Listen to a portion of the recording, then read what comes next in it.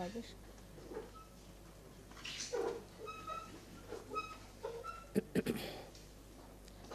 सामने बैठ जाइए, सामने सामने बैठिए, अच्छा रहे।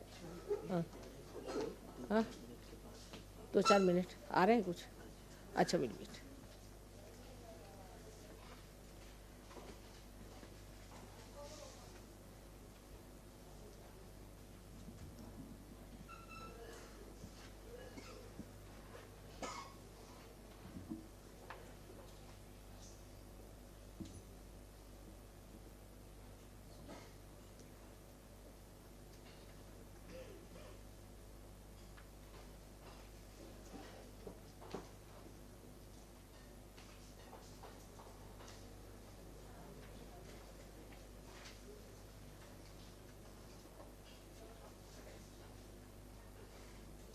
कौन से पेपर के आप लोग हैं? What paper?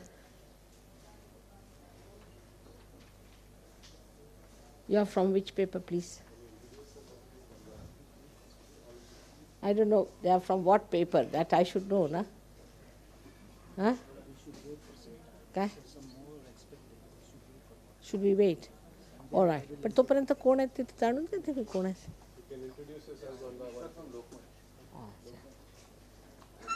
From Daily Thanti, Tamil paper. From? Daily Thanti, Dinathanti, the biggest Tamil paper in India. Really? Yeah. Good. Shiny from Sunday Monday. From? Sunday Monday. Sunday midday. I'm Dr. Shiravaikar from Bombay. You're a doctor? Yes. Good. May God bless. Mr. RS from Huh? RS from Bombay. अच्छा. Indian Express आए? अच्छा.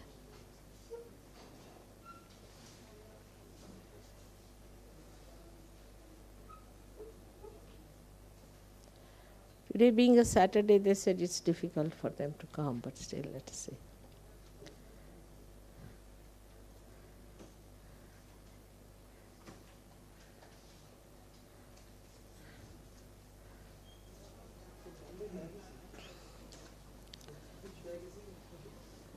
नहीं doctor साहब आहे आमचे पुष्कळ आले doctors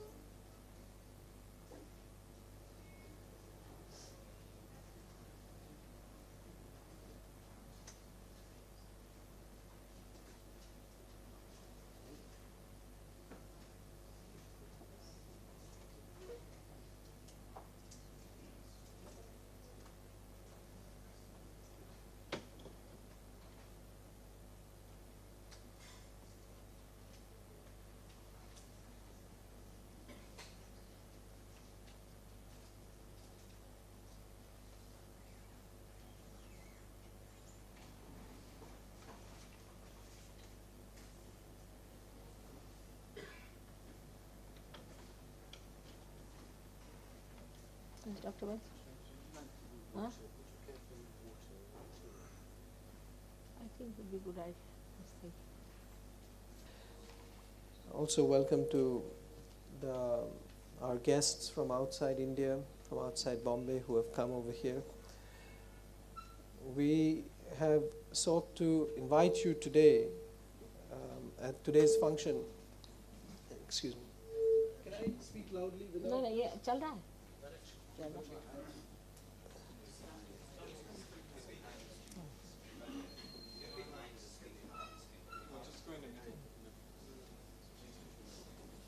Sorry.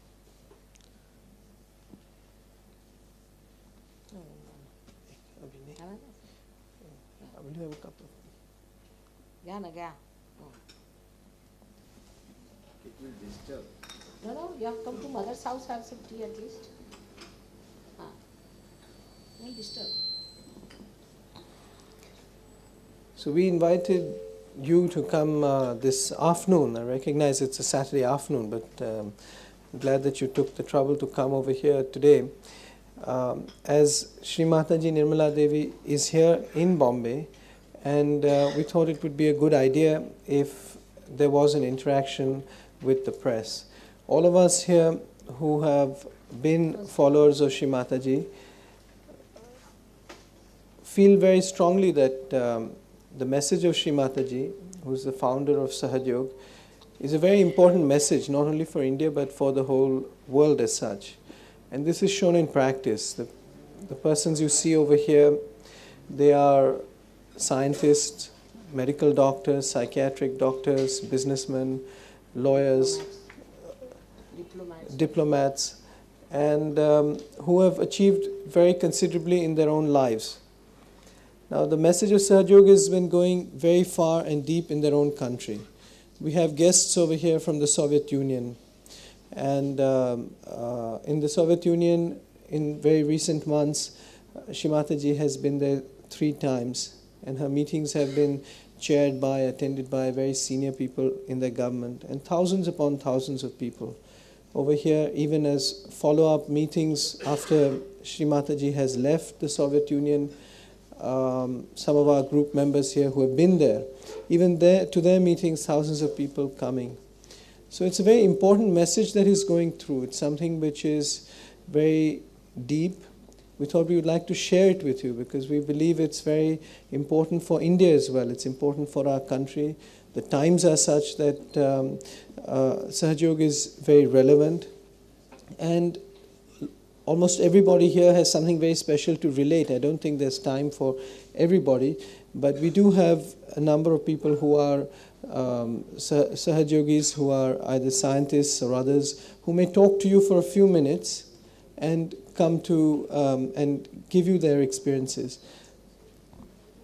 In the press, we read all kinds of things. We get news about so many things. And that's the reason it's one of the main means by which we communicate in the mass. And if there's something good to communicate, if there's something positive, something that has a relevance, something that will has a future in which things are going to change, something which has very many interesting facets to it, I believe it would be interesting to you as well. And that's what why we requested you to come this afternoon. We have Sri Mataji's own work for the last 20 years, where, as the handout might be there, but as you, if I may please introduce just very briefly, that Sri Mataji comes from, was born in the Salve family in 1923. Sri Mataji has fought in the independence struggle. She's been jailed as a student leader, and thereafter been married to Mr. C.P. Srivastav of the IAS. Mr. Srivastav's career is very well known. He was in the IAS, rose, he became chairman and managing director of Shipping Corporation. Just prior to that, he was special secretary to Mr. Lal Bahadur Shastri when Mr. Shastri was prime minister. And in the last 16 years, he has been Secretary General of United Nations Agency on Shipping, living in London. Both he and Sri Mataji, their main residence, has been in London. And each 4 years, this is an elected post. It's not a post where you have India has any right on it. It could be anybody in the world could be elected to this post. And each 4 years, he's been elected unanimously. He has just completed 16 years there and earned many trophies, many medals and recognition from more than 30 or 40 countries. But in the last 20 years, Sri Mataji has been coming out and talking about SahajaYoga, and slowly the people have recognized around her. And today SahajaYoga has spread to more than 30 or 40 countries. Sri Mataji's message is about the recognition of one's own potential, one's own energy inside. And it actually happens. It's not just a talk. It's also totally related to what has been written in our Shastras from beforehand. That there is a primordial energy, that there is its reflection within ourselves. That's called the Kundalini. The Kundalini is of the form of the mother within one. And in the presence of Shri Mataji or her photograph, the Kundalini rises and you have the actual experience yourself. You feel a silence within one. It's a complete sort of happiness, total awareness. You feel a cool breeze in your hands, a cool breeze on your heads. Now, this is an actual experience of thousands and tens of thousands of people, not only in India but all over. It's possible today if you like, and if we request Shri Mataji, maybe you could also have it. But perhaps it might be a good idea to invite some of our friends here to give a talk for a few minutes, if Shri Mataji, if you permit. Now, I think I will ask Dr. Rai, because he actually was very successful in a neurologist meeting there in Russia. Not only that, but I mean, he was amazed the way the neurologist saw the point and understood the working of the parasympathetic and all that. So I would like him to say a few words first of all. Now, yeah, he was head of the physiology department, Delhi University. Respected Mataji, ladies and gentlemen. You see, first I would like to introduce myself. I have been a professor and head of the Department of Physiology at Maulana Azad Medical College. Then I was the chief of the Physiology Department at Jipmer, Pondicherry. And recently I was the chief of the Department of Physiology and also medical superintendent of the Lady Hardinge Medical College and the Suchita Kripalani Hospital. Now, first I would like to tell you that how I came into SahajaYoga. Now, I listened to the talk of Shri Mataji in 1984, and as Mr. Rajesh Shah has told you, that in the presence of mother, the Kundalini of a person awakens and he gets the experience of a cool breeze. Now, all the persons present in the hall got the experience of the cool breeze, but unfortunately, I had a little doubt in my mind, as many persons initially have. So I very humbly requested Shri Mataji that, Mother, I would like to do some research work because I would like to find out whether actually one gets a feeling of the cool breeze, or it is simply a subjective feeling, or as some people you see told me earlier also, it might be due to hypnosis or other thing. So I took the permission of Shri Mataji and I put it down into my university faculty meeting, and I told them that I want to work on SahajaYoga and to establish whether one gets a cool breeze or not. There was a little opposition in the faculty meeting because they wanted to work more on fundamental aspects, but ultimately seeing that yoga is very important and one must know what happens, you see, when a yoga is done in the body, the university agreed on it and got it recognized as a subject for research. Now, two of my students, you see, I took one student who did a doctorate on SahajaYoga philosophy, and he tried to find out that what are the physiological effects of the Kundalini awakening by SahajaYoga. That was the first thesis done. It was presented, scrutinized by the examiners, foreign as well as outsiders, and Dr. Sethi, who was my student, got the degree of doctorate in physiology, in medicine, on this subject. Another student, Dr. Chug, is here. He was the next, my student, postgraduate student, and he has also been given the degree of Doctor of Medicine on SahajaYoga. His work was on the role of SahajaYoga in the treatment of psychosomatic diseases. So these were the two theses, and they were very highly credited by the examiners. And in Lady Hardinge Medical College, we also started giving SahajaYoga to the patients, you see, for the treatment of psychosomatic diseases. Because of the first discovery, you see, of the physiological effects, we found that one is doing a SahajaYoga, you see, there is a changes, profound changes in the body which occur and which are very important, you see, for their utility for the human beings. Because in modern age, you see, we find what happens is that we are going into stress and strain of life. If you read, you see, the medical literature, you find people say that it is the psychological stress which is responsible for increasing incidence of hypertension in most of the Western countries, developing countries, as well as the developed countries. And we found by our first thesis, you see, which work was done, that this could be a very important, if a person practices Sahaja Yoga, the stress factor can be managed very nicely. Because all the parameters you see for testing whether a person is in a state of stress, tension or anxiety, or he is in a relaxed state were done, and we found that a person who did Sahaja Yoga only for 20 minutes a day, you see, in about 3 to 4 months' time, there were changes in his blood, there were changes in the heart, there were changes in the electroencephalograph, there were changes in the muscle activity, and the changes in the neurotransmitter. One of the very important neurotransmitter, adrenaline, you see, which is produced by the stimulation of the sympathetic nervous system.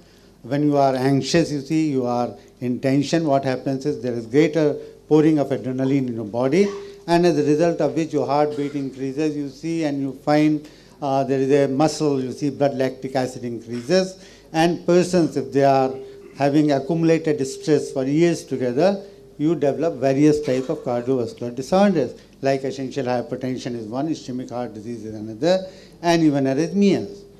So we try to find out that how we try to do it on the patients. And that is how the work of Dr. Chu started, you see. And we did the work on patients, and we took two groups, you see. We took the patients with the hypertension as well as bronchial asthma.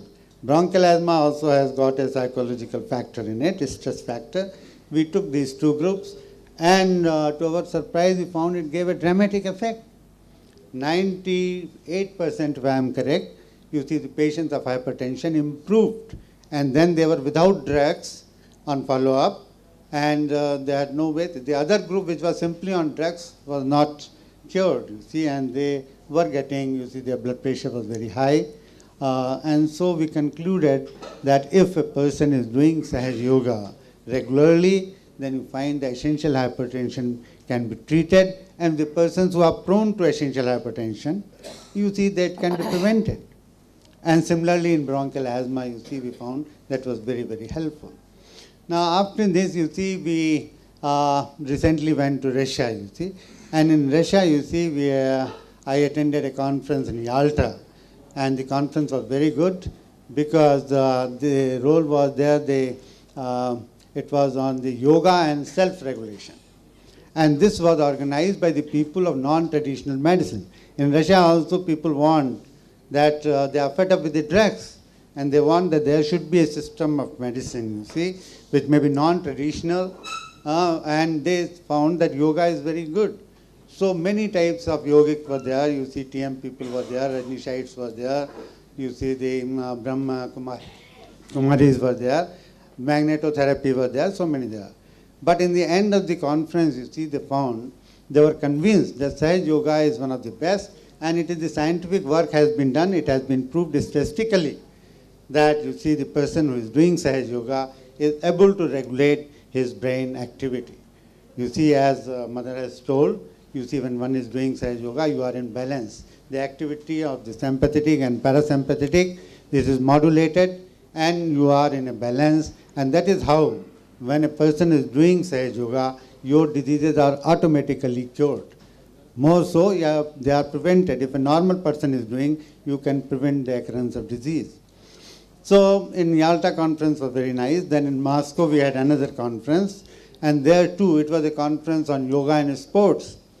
And I told them, if a person, you see, there what happens in sports, you see, they are also in great tension, because finding out that they should be able to keep the time, you see, and they should win in it and all those things. So I told them, if a person is doing Sahaja Yoga, you see, they will be able to manage the stress factor which is there. And again, you see, it also, because it acts at the level of the limbic system, you see, it might help in the efficiency as well. Then I gave a talk in the Institute of Neurology at Leningrad. You see, it's one of the very famous institutes there. They do a lot of operations. And they requested me to give a talk because they said that they are also very much affected by the hypertension. Because what happened, tension is there, many people develop hypertension. So they said, we want to do it. and they took the realization. And 90% people, doctors who were there, they got the realization. Now, another thing which we are doing in Delhi nowadays is the effect of SahajaYoga on epilepsy. So they got very much interested to do work on epilepsy because the grand mal epilepsy has no treatment. And the drugs which are given, they are to be given for the whole life. So they said it would be a very good idea if Dr. Rai, you could get this thing done here. And we are thinking, they have signed rather a project also, where we will go and give them the initiation, SahajaYoga, their patients, and they will try also to find out that what is the result. In Delhi, we are doing it in collaboration with the Defense Institute of Physiology and Allied Sciences. The results are very good. We are finding that the attacks, you see, of epilepsy are decreasing when a person is doing SahajaYoga. So, and then you see, we had also did some public lectures. And as Rajesh told you just now, you see about 1,500 to 2,000 people were attending the lectures, and there were requests from many places that many centers may be open. We have already got a center at Leningrad, Moscow, Kiev, and Sochi.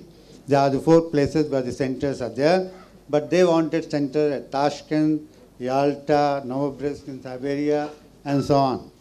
So there was a very good response, and the people think there that this could be one of the non-traditional system of medicine in Russia. They are very much. You see, the Ministry of Education, we had a meeting with them, and there I think the Deputy Minister was very much interested, and he said, Dr. Rai, can it help it in the development of the children? Can it help at the rehabilitation centers? I said, certainly. Because you see, as a physiologist, I know that if the actualization of the Kundalini takes place at the level of the limbic system, which affects the behavior of a person, naturally it is going to be very successful. Because the behavior of the children, you see, in the orphanages, you see, is a little different. So if they do it and practice, it comes down to a normal level. So they are thinking of doing a research on this as well. Similarly, in other schools also they want it, because it can also increase the creativity in children because of the connections of the limbic system with the frontal lobe. You find the children who are doing SahajaYoga, they excel in their performance.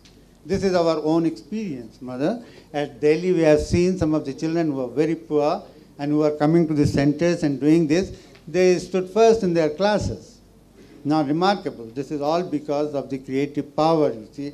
When the children are doing it, you see, their Kundalini gets awakened. You see, your frontal lobe is also stimulated, which is the seat for the higher intellectual activity. So we find that this is SahajaYoga. You see, Mother has discovered it. She is the founder of the science of SahajaYoga. And I think it is a unique yoga and the best yoga which the human mankind can have today. The drug problem, you see, which is there, can also be solved by this. You see, the people are taking drug. Why they take drug? It is because of the tension, because of certain problems, emotional problems, other problems are there. So if one starts doing it, all these things will improve.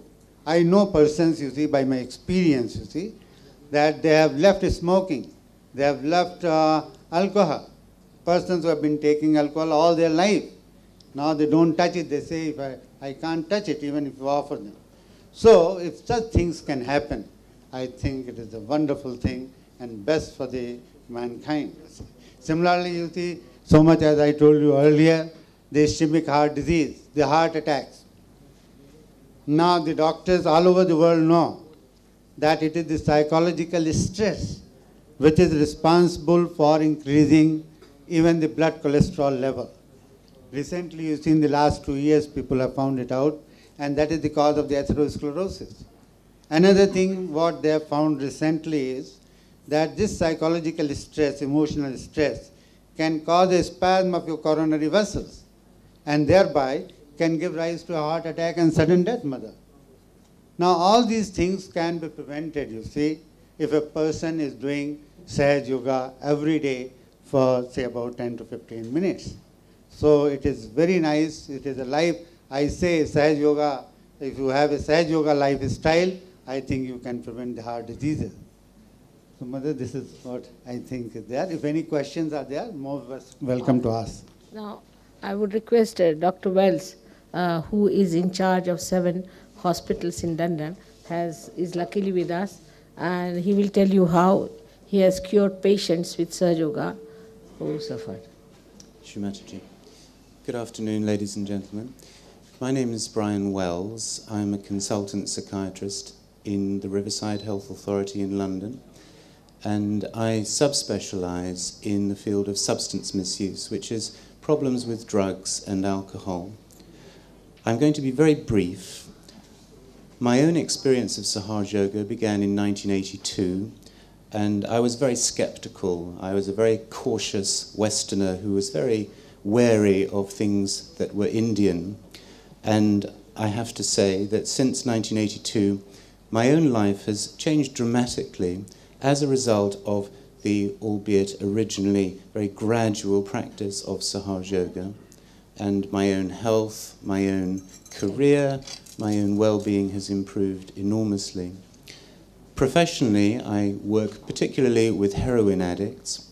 I have to say that I have never seen heroin addicts improve, give up drugs, and experience a well-being and a joyfulness like the people who we have in SahajaYoga, who come into SahajaYoga, and they give up their drugs and experience a whole different way of living, a whole different attitude, which is based on these very fundamental principles as taught by Srimataji.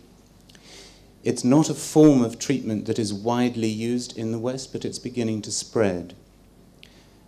Similarly, a number of people in SahajaYoga had very serious alcohol problems when they arrived. These people are now completely alcohol-free, living very balanced, very normal, and very spiritual lives. My own addiction to nicotine was terminated gradually as I came into SahajaYoga, and I found that gradually it became unnecessary to smoke cigarettes, and it became important to be healthy, to be the right weight, to be a balanced person, to be married with children, leading a normal, healthy life. My own interests in human well-being have moved beyond addiction, and I've been very fortunate in being able to travel to Finland and to the United States this year, largely to present the work of Dr. Deepak Chugh that has already been referred to by the professor. In Finland, we presented his work at a physiology conference, which was full of very skeptical Western scientists who are interested in atoms, molecules, enzymes, and I stood up on stage and the audience thought I was a little bit crazy talking about SahajaYoga and its effects on hypertension. But as I talked, it became clear that actually the results of SahajaYoga are very spectacular indeed. The people who practice SahajaYoga after 16 weeks were on no medication at all, and their blood pressure had come down from a very high and dangerous level to a very acceptable level. And the people in the audience had to notice this and came up afterwards and were impressed. And as a result of their suggestions, Dr. Chugh is now publishing his work in the international medical press. A few weeks ago, I was in Boston, and we presented this work again at a huge conference of American chest and cardiothoracic medicine. And again, we stimulated a great deal of interest because, as Professor mentioned, a lot of people are now interested in ways of treating blood pressure, treating chest diseases with methods that do not involve the use of medication. And SahajaYoga is something that's considered unusual by many Western-trained doctors. But the results that Dr. Chugh has achieved are indeed very spectacular. And we now have a number of very eminent researchers in the United States and in Europe who are interested in comparing the effects of SahajaYoga against drug treatment and against other forms of relaxation therapy.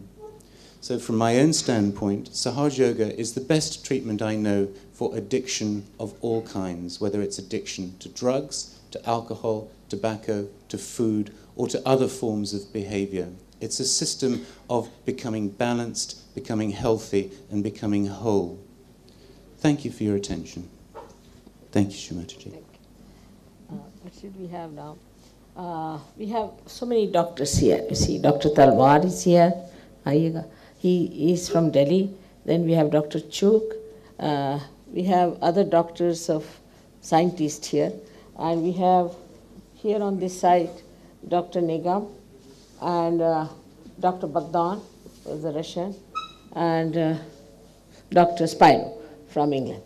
So please come. हम सब लोग खड़े हो जाए तो ठीक. It's better you all stand up here. Just let us say. आप एक थोड़े में कह दीजिएगा. All the doctors. All the doctors should stand up together. We have minimized their number just to make you understand that this is Dr. Pepe from Spain. Then we have Sarah Sachin from England. Come along. There are 7 doctors in England who are doing this research there in England. And also there's a research going on in the Cambridge University, but by Dr. Derek Lee. He's also here. Luckily they are here, so that's why I wanted to have the meeting today. Shri Mataji, we have so many illuminatory sort of individuals here, but we are all at your feet in collectivity. I'd just like to say a couple of things. Of course, we have all experiences to share, otherwise probably would not have been in SahajaYoga. If you want to see an example of an essential hypertension patient in a medical person, I am an example standing in front of you. It's 5 years ago since I gave up drugs, and blood pressure is quite normal. I can tell you that because no doctor spares me to take my blood pressure from time to time, because they're completely enamored with the factor as how it could occur. There's no answer for it. Sometimes, Sri Mataji, when we hear people talking about blind faith, I wonder how people can talk about blind faith when they're blind themselves. To be able to understand subtlety of life, one has to have the actual experience. Unless we get the actual experience of self-realization on our own central nervous system, I don't think anybody has a right to ask for any proofs, because no proof can be given on equipments which are not properly functioning. Now, for that purpose, with due apology, Sri Mataji, I would like to point out, because it seems to be sensationalization when individuals want individual proofs from people who have gone through the experience. I'd like them to come forth and take the experience of self-realization, feel the whole process on their own central nervous system, and then I think they would have a right to ask for proofs, if any is required by them. My whole family, I may tell you, we were, shall we say, a zoo of some sort of problems. My wife was with crippling arthritis, and my son suffered from severe migraine. My daughter-in-law had problems with bronchial asthma. And by the grace of Sri Mataji, by the introduction of these Sahaj techniques, practices in our daily life, we have all got rid of our problems. As a clinical practitioner in medicine, as a medical specialist, I can say one thing. There are lots of things which cannot be proved in a laboratory, but which is the better proof? The person whose ailment disappears, or the records of a laboratory. I leave it up to you, gentlemen. There are so many doctors to follow. I wouldn't like to say anything more, but this is just to let you have a feel that there's much more to life than what is visible in the 3 dimensions that we are aware of. Thank you. Thank you, Shrimati. You could say about the parasympathetic nervous system a little bit. Want to say about what you saw, because you see it's sounding like magic to them. So better to tell them what works it out, isn't it? About the parasympathetic and yes, I will see how the Kundalini works and how it supplies this thing. Of course, you'll get the little paper to see what is actually, how it works out. You see, also you should know, because it may sound like a magic to you. It's not magic. It's no magic at all. This power is within us, which rises, actually rises. In some people, you can even see the pulsation of the triangular bone. And you actually see it, rising it. In some people, not all of us. Some people. Where there's obstruction, you can see it clearly. But some people just, it shoots off. And then you can yourself feel the cool breeze on your head, you can feel the cool breeze on your hands. But everybody doesn't get it. There could be some people who don't get it. There are some people who didn't get it for about, I think, say for 2 months, 3 months, but they got it ultimately. But you have to keep your mind open, as any scientist has to. Just to deny something, to say there is no God, is unscientific. You have not found it out whether there is God or not. So keep it as a hypothesis and see for yourself if it is not there. If you have found out it is not there, it's all right. But you have not yet found out. So just to deny something is not scientific at all. So these are all scientists we have here. Dr. Nigam is here. All of them are here. And you see how SahajaYoga. Now, you see, this is how I'm asking Dr. Spiro to just tell you how the Kundalini rises, passes through different centers, and how it pierces through the last one here, and what is the result, ultimate result of it, which he'll tell you in short. So you will know that it's no magic. It's just like a sprouting of the seed. Simple thing is that. But as you cannot manifest that, you cannot manifest it normally. Unless and until you have the Mother Earth or you have the Holy Mother, I think you can't do it. That's the only point is. So, in brief, the hypothesis that we have in SahajaYoga is that at the base of the spine, at the level of the sacrum bone, there is a vital energy which we call Kundalini. And during the process of SahajaYoga, this energy is awakened and rises. Now, one doesn't have to have any special depth or experience in order to know that something is happening, because as Srimataji has just mentioned, in many cases one can actually see it with the naked eye. So that's not something that one has to take on trust. There's a very simple observation one can make for that, for saying that something is happening which is outside of our normal physiology. It's not something that's explained by the usual physiology that we understand. Now, the nervous system is divided, for purposes of this, we can take 3 main divisions. The right and the left sympathetic, and in the center is what the parasympathetic nervous system, and these 3 together form the autonomic nervous system. Now, this autonomic nervous system is collected in what in medicine we call plexuses, but in terms of yoga we call chakras, which are arranged in the body. And both the right and the left sympathetic contribute elements towards each of these plexuses. So if I can just use my hands, it's like that. So the right and the left each form a plexus. Okay, thanks. So in the normal situation, one is just using the 2 sympathetic sides, right and left. And so there's a tendency for that central part to be reduced because there's activity on the left or the right, and it pulls it a little bit. So in that way, the plexus, or the chakra, if you like, is being constricted. And that means that there is less energy able to flow through the central channel. What happens in SahajaYoga is that this process is reversed because the central channel becomes active for the first time. Rather than being a potential source of energy, it becomes actual.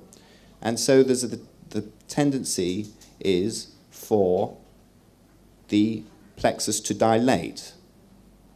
So, as Professor Rai has already said, through the practice of SahajaYoga, the nervous system achieves a balance, allowing the vital energy of the body to express itself, and at each level of each chakra this happens. So the organs at that level are nourished, and it's in this way that diseases are cured. Not that one necessarily needs to even try and cure the diseases, it happens automatically. Thank you. Thank you so much.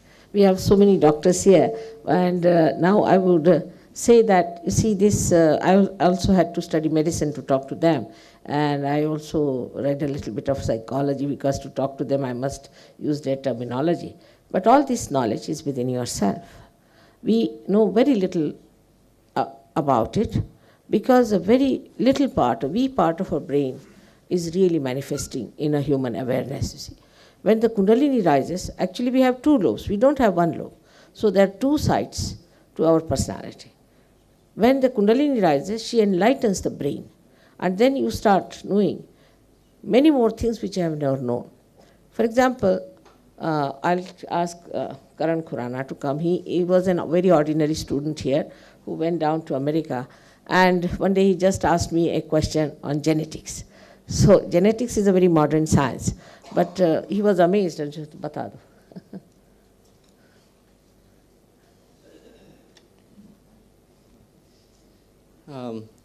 I want to share just a small glimpse of Shri Mataji's brilliant knowledge, because so many people have spoken about SahajaYoga and its brilliant effects. And during the past 7 years, I've been a student at the University of California in San Diego. And I've had a chance to attend many lectures in biochemistry and genetics and immunology. And at the end of all the knowledge that is to be shared by the professors in these brilliant universities, they all come to the same point, and they say, we cannot play the role of God, so we cannot give you all the knowledge. About 1 year ago, I was with Shri Mataji at her home, and during that time, she was explaining about how how the knowledge is revealed. And I asked her about a question on the genetic effects and how AIDS comes about, and how on the genetic level we can go about researching on AIDS. She spoke about how copper has an effect on AIDS, and how in the body, due to accumulation of copper, there is a mutagenic effect, especially when it accumulates in certain specific parts of the body like liver. And how if that replacement of copper takes place with a higher element like zinc, with platinum, and with gold, then that mutagenic effect will not take place. Also, she spoke about enzymology and how when an enzyme interacts with the substrate, it can cleave, for example, in a substrate, the phosphate bond, and reveals the iodine, which then gives a color effect. And this is a tool that is used worldwide in diagnostic assays and diagnostic tests as a clinical tool. She spoke about how this effect is enhanced, and it is very necessary for a double positive metal ion to be present. Otherwise, this reaction cannot take place. Scientifically, we don't understand how this reaction takes place by the enzymes. But when she revealed this, I went back to California and I had a discussion with one of the top scientists in enzymology, Dr. Muzaffar Iqbal. He is a professor from Oxford University who has been there for 20 years and is the top authority on enzymology. And when I spoke to him about this divalent cations that Shri Mataji had spoken about, and how we can use this for enhancing the stability and the interaction and reactions of these enzymes, he immediately did some experiments, and he found that we could actually stabilize these enzymes by the effect of these divalent cations like magnesium and manganese. And we found that at 50 degrees temperature, these enzymes stayed stable for 3 days, which is an absolute revolution. And these enzymes have to be stored at 2 to 8 degrees at all times for it to have any interaction or any stability. Also, ever since she spoke about the effects of copper and how AIDS is related, we have many scientists who have been doing research in this field. And just 3 weeks ago, I attended a lecture by Dr. Saltman, who is a leader in this field. And he explained how these metal ions have mutagenic effects. And this is something Shri Mataji spoke about a year ago. So this knowledge is definitely there with Shri Mataji, and she chooses to speak about it very rarely. But those moments are very much cherished by us, because this is knowledge of the future. This is modern science. And she's had it forever, I think. Thank you very much. Now, there's another, I see now the point he has brought it, that through SahajaYoga, I can give you a future plan as to how to make research in what direction. So I would request Dr. Varlikar, who came for your scientific research conference you had, and he was one of the 5 speakers here, and he'll tell you about what I told him about carbon atom and just how he have researched and found out. So, I mean, I can give them a lead to find out what I'm saying, if it is true or not. But one has to be, you see, these are scientists of a very high degree and high level, and they have reached a point where they want to see what is beyond this. And that should be there. Otherwise, with mediocrity, you cannot enter into this area. So you have to have that sharpness about it. And this is what Dr. Varlikar, who has been, he was one of the scientists who spoke here in your conference, one of the 5 scientists.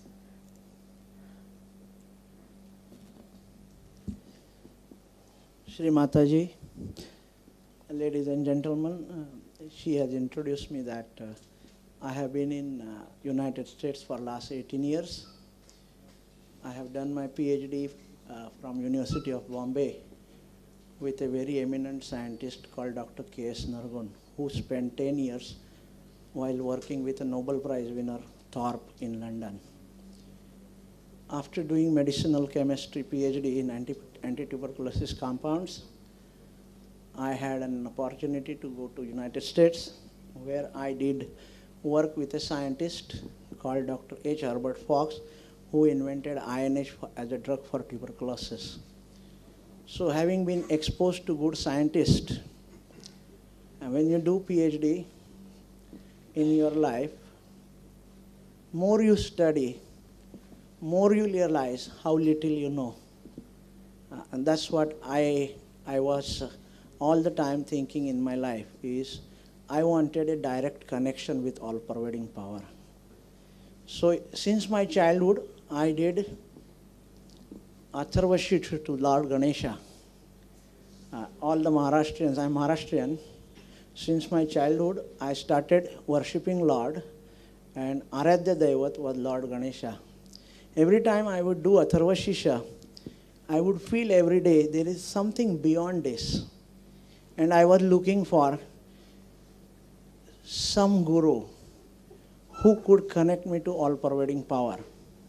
In 1981, Shri Mataji came to United States, and I was blessed by her. She raised my Kundalini, whereby all the deities were invoked, and a different life started after having realized by Her Holiness Sri Mataji Nirmala Devi. My life took a different turn, and then she has blessed me with a special blessing called enlightened attention. When you raise your Kundalini, the divine powers of Parvati, all the deities on our chakra, there are 7 chakras in our body. The last chakra is Sahasrara chakra, of which she is Swamini. By doing Lord Ganesha's worship, the chakras up to Hamsa chakra get manifested. You get power of discretion, but once you get realized and the Kundalini is awakened, the power of Parvati awakened, integration of all the chakras takes place. They work very, very pronouncedly, and the vibrations you feel in the form of cool breeze on your fontanel bone and on your hands, on your palms, indicates the existence of all-pervading power. Now, when you do meditation, a lot of doctors here mentioned to you about SahajaYoga. What is SahajaYoga is spontaneous union with all-pervading power. Now, once you raise your Kundalini to a point where my hand is up, it's called Valaya. All the incarnations come up to Valaya. The human beings have to reach incarnations at that point. So, there is a need for every human being to get realized do meditations day in and day out, raise your kundalini, get connected to all pervading power, then you realize that Guru is the pure source of knowledge. I have read lots and lots of books in chemistry. I was a professor of organic chemistry in University of Bombay, affiliated college, Ram Niranjan Junjunwala College. I was teaching in Adarsh Science Institute, where I taught students who have failed at inter-science in those days, and my students could become doctors and engineers after attending a one-year course which we are teaching in a private institution. I have taught in Agarwal's classes for IIT entrance exam, where students who have stood first in SSC, second, used to attend a lecture, and 800 students used to come all over India, and they used to stand from Agarwal's classes, where the maximum high-level education was imparted to them. And from that institution, 30 students, first 30 students used to be from Agarwal's classes. What I'm trying to tell you is, before getting realized, there was a particular shape of my life. But after meeting her, it went to completion. Once you are connected to all-pervading power, why I brought the subject of, I was a professor of organic chemistry, I had a habit of reading most of the time books written by Nobel Prize winners. From UC Berkeley, Mahan's book was good for stoichiometry. It's a chapter, one chapter, and I would read 10 different books from foreign authors who had one time or other acquired Nobel Prize. I used to get thrilled, and I used to, as a magnanimity of scholarship, share everything with my students. And with high-level students, my level used to go high. And I studied at a very high level electronic theory of valency, which after getting realized from mother, I found a different dimension, that you are given things if you are having enlightened attention. What I thought, I don't know, I don't see a picture which we call Virata, where all the 7 chakras are presented to the audience, where you can clearly visualize the 7 chakras in every human body, starting with Muladhara chakra. Now, yes, that's correct. Yeah, you have a... Yeah. So, I was attending a Guru Puja in Santa Cruz and was concentrating on the Muladhara chakra, where we have 4 plexus to Muladhara chakra, which is considered to be Lord Ganesha's chakra, seat for Lord Ganesha. Now what I did is, while doing meditation, I was directly connected, and I was given a inspiration that I should depict that chakra in 3 dimensions.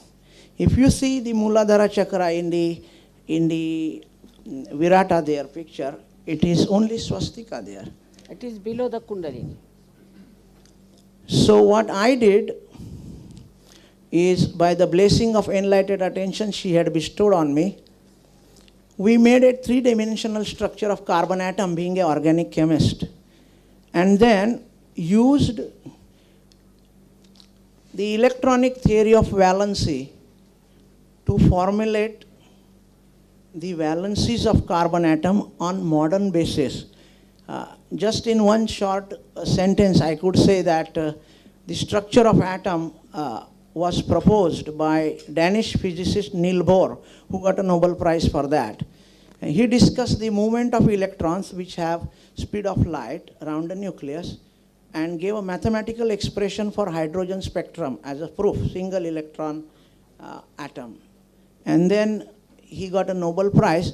His theory of orbit became obsolete when we came into Heisenberg's uncertainty principle, where you cannot predict the position of a moving body. So currently we consider orbital theory.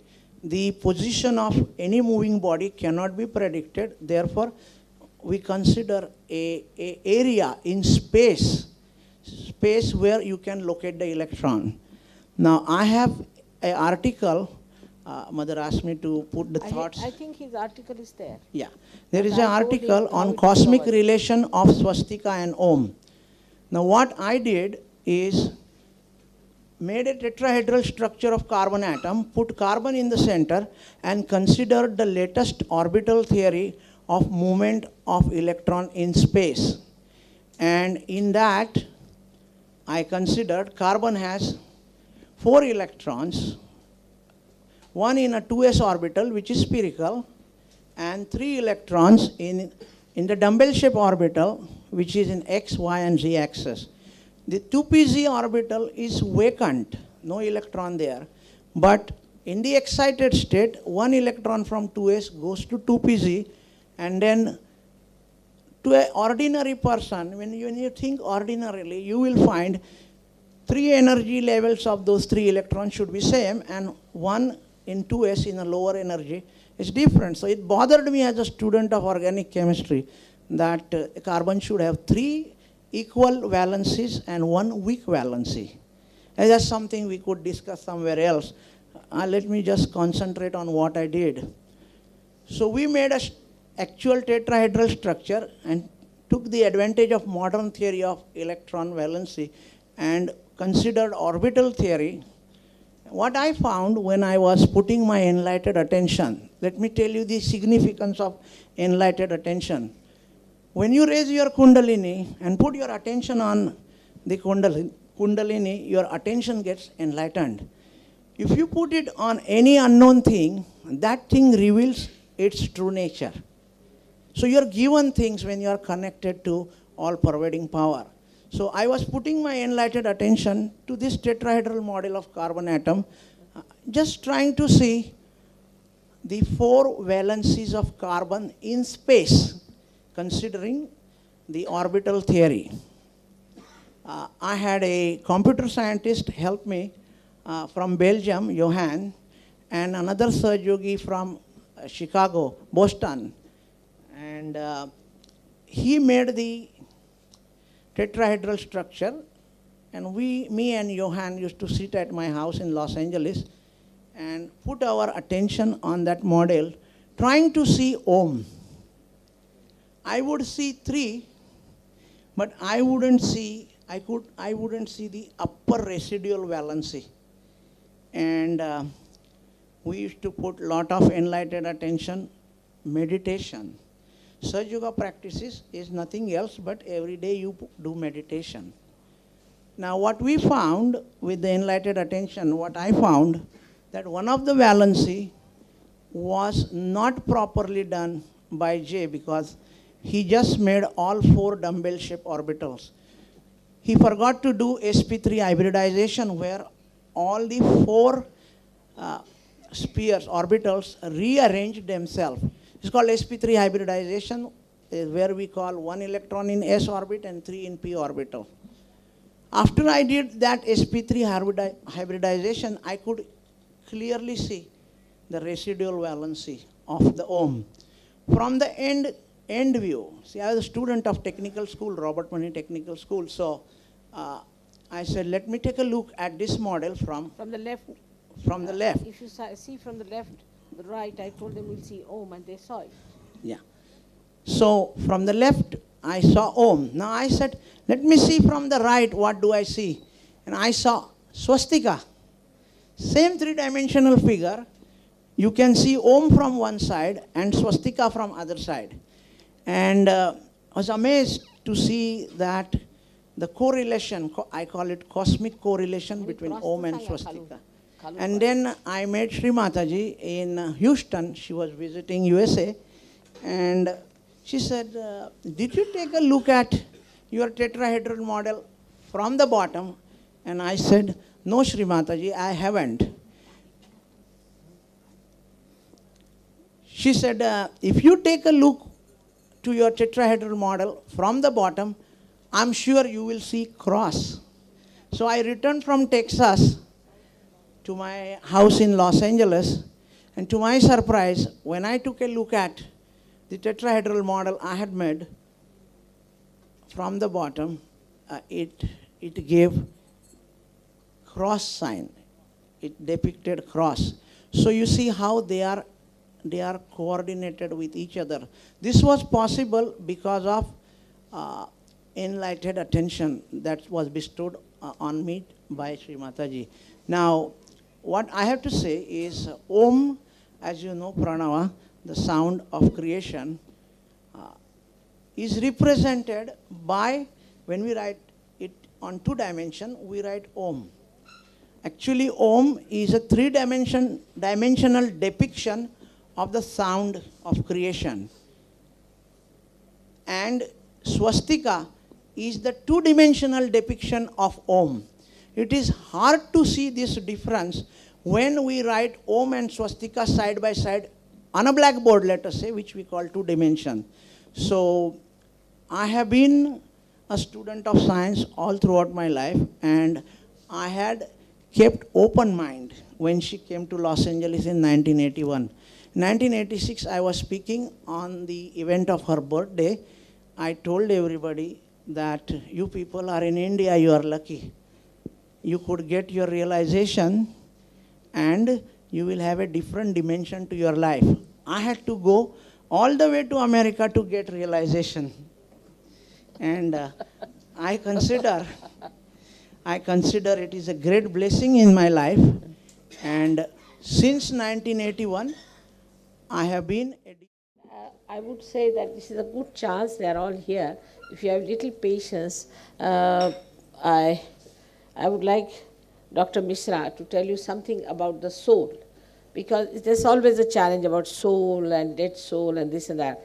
And whatever I told long time back, how now they have discovered that it exists. I'm just trying to show you, because this is a unique thing. And as he says that he had to go to America, but only in America they will understand it, not in India. I know this. Why not in India? You see, because you have to reach that state of, I should say, of search. See, they have reached the you see here, our heritage is spirituality, not science. But in America it is science. So they have reached to the end of it, you see. Sort of they have reached to the end of everything, extremes. So scientists there start looking back. While ours is, we can understand it much faster because our heritage is this. Our heritage is true spiritual. But as scientists, it's only the West they will understand. They have reached to the end of it, you see. So they see it much faster. Like as he said it in Russia. Russian scientists are of a very high level. You know, they have, one fellow gave me a book on the mathematical calculation of Sri Chakra. And he came and asked me, then I told him about Sri Chakra and all that. He was amazed. He said, nobody knows this in India, how is it? I said, we are still running after you scientists. You see, still we are trying to work. But you see, science itself, you know, has to be balanced with other things like humanity. Because science itself is very dry. Now, the science also can take advantage of SahajaYoga, as Doctor has told you. Now, what SahajaYoga has done is to bridge the gap between the spirituality, of the true spirituality, the knowledge of spirituality, and the science, as they have done it. So, I would like one more doctor to tell you, Dr. Misra, I asked him to write your degree, so he wrote so many.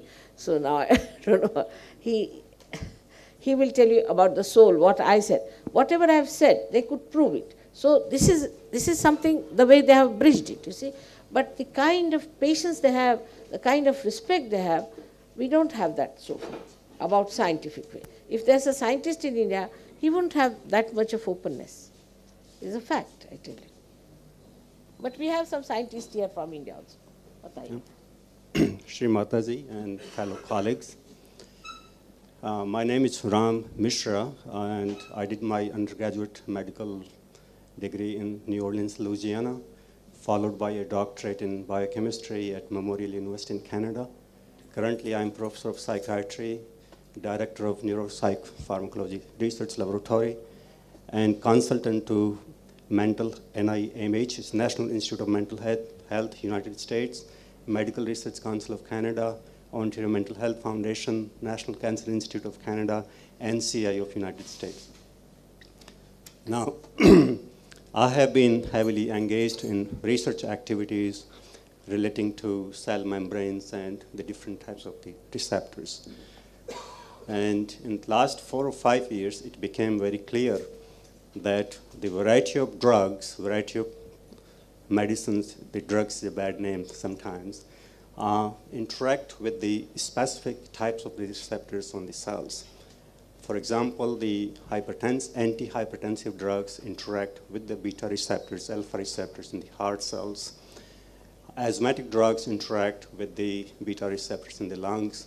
The antipsychotic drugs, anti-schizophrenic drugs, anti-Parkinsonian drugs, anti-anxiety drugs, anti-Huntington's chorea drugs, they all interact with the set of the receptor.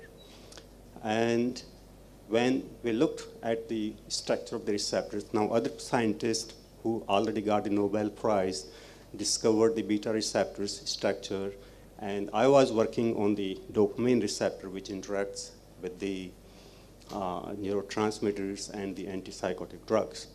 Now, what is common in all these receptors is that they always make a summon membrane loop. In other words, in the membranes, they're organized in such a way so you always have summon loops. Not 8, not 9, not 6, not 12. Always have summon. And when I was lecturing in the class that these receptors make summon loops, they organize 7 loops in such a fashion that they always make summon loops. Now there are different kinds. There are 1,000 different kinds of receptors, but each one make a summon loop. And obviously the MBBS student asked me the question, why there is summon loops? Why not 9? Why not 8? And I said that I kept quiet actually, and then there was another student who said it has something to do with the God. So that was the actual answer. And fortunately, I met Sri Mataji in London one time and had a chance to show the diagrams and the pictures of the different types of the receptors.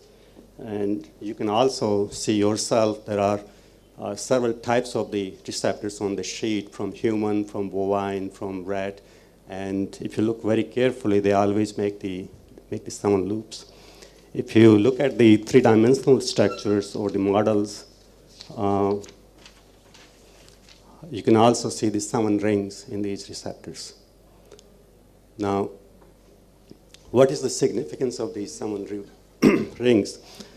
I think, to me, they look like they represent the mini chakras in each cell, and especially in the heart cells, they represent the soul. So after a person passes away or dies or whatever happens, these souls who represents in summon rings are released in the atmosphere. And it is possible for the SahajaYogis who practice SahajaYoga to see the unsatisfied cells in the sky. And in fact, when we were having a meeting in New York in July, Sri Mataji said that, look, those unsatisfied cells in New York City are wandering around in the sky. And in fact, we were able to see those black loops there. By the same token, you can also see the Chaitanya, the satisfied cells, like, souls, you see in the form of the Chaitanya. Like, you see them like commas, shining commas. Shining Chaitanya. commas. So that's the scientific proof. The other thing I want to share with you is a follow-up experiment. Actually, we did blindly. I didn't know Dr. Chuk before I came here, and he described his MD thesis while I met Sri Mataji in Guru Puja in Italy, and I took her permission to do a couple of experiments of my own in my own lab. And we didn't publish this study because it is still in the very preliminary state, but I can assure you that it will be published by blessings of Sri Mataji in the first-rate scientific journal in the United States. And the story is that we looked at the levels of the relaxing proteins called beta endorphins and enkephalins. Now, these are the proteins which try to take your pain away, try to make you relax, do a lot of other things in the human system. And when the levels of these protein goes down, you suffer from many, many things. Your blood pressure, your pain levels, your arthritis, and so on and so forth. Now, if you practice SahajaYogas, the levels of these beta endorphins and enkephalins actually goes up. They go up significantly compared to the other types of meditations like TM or Hatha Yoga or whatever. Now, the same question was asked to Dr. Chug in his PhD thesis by the examiners, that have you looked at the levels of the beta endorphins? And what was your, I don't know what you replied to them, that you haven't done it, but the answer was already there in our lab. See how the connections are made to find out the answer for the same question. Now, we have agreed that we'll measure the levels of these proteins in CSF from Indian Sahajogis, from European Sahajogis, from Americans and Canadians, and we will see in the worldwide geographical distribution in all Sahajogis, the levels of these proteins goes up. I think I should stop at this.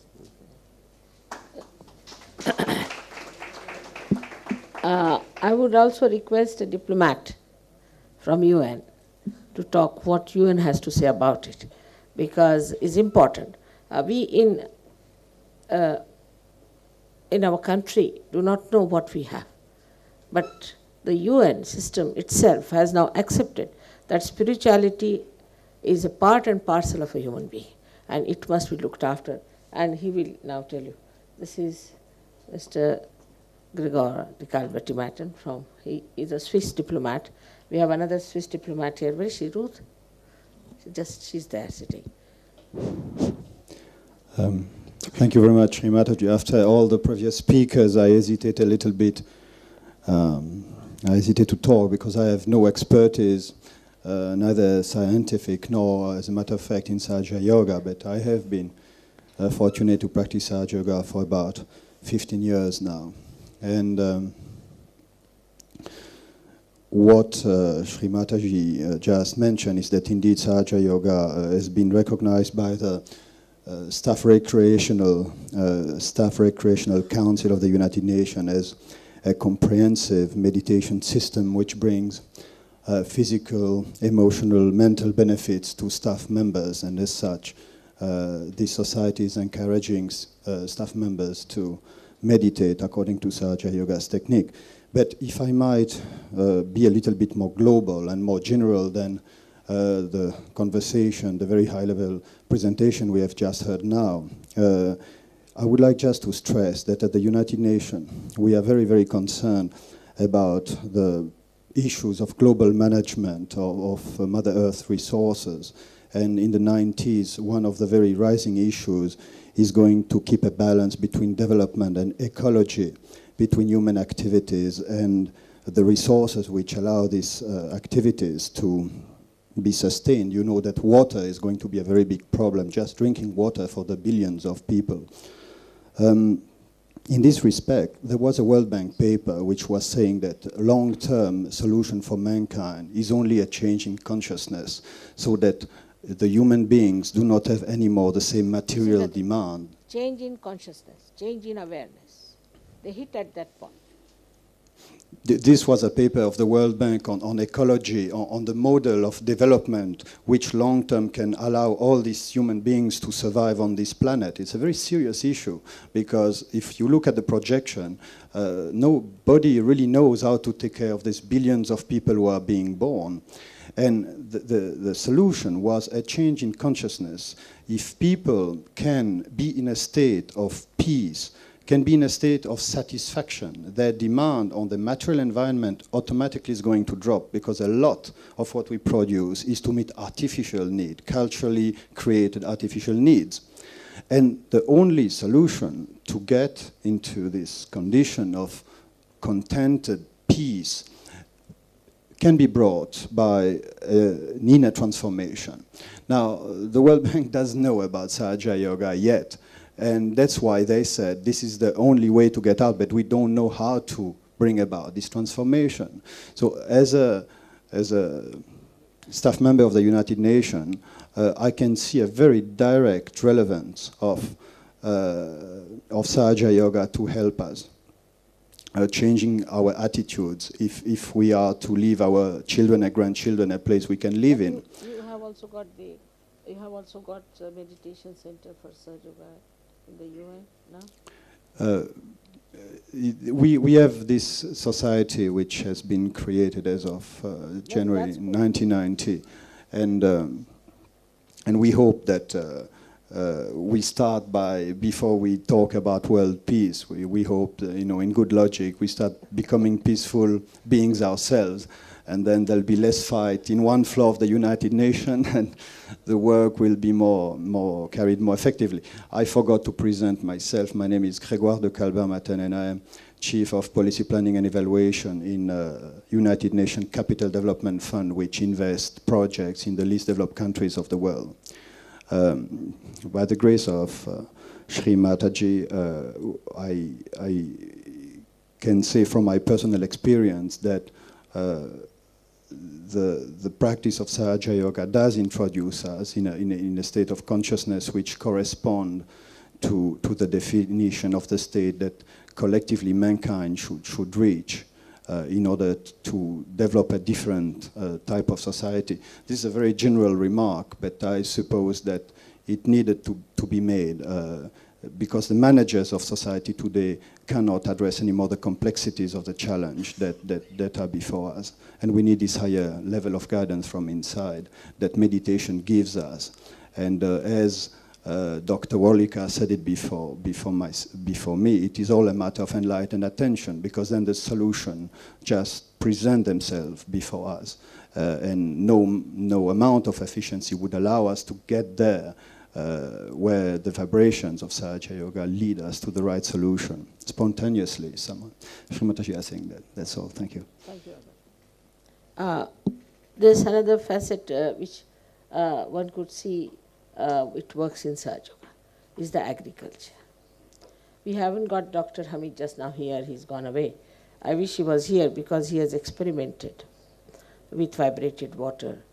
I have also shown the experiments in Pune, that I sowed about 60 kilos of rice in 1 acre of area, and we got about 1,400 kilos of such beautiful rice that I sent it to the university at Pune University in Rahuri, and they said they have never seen such rice. Then they came all the way to see what I was experimenting with.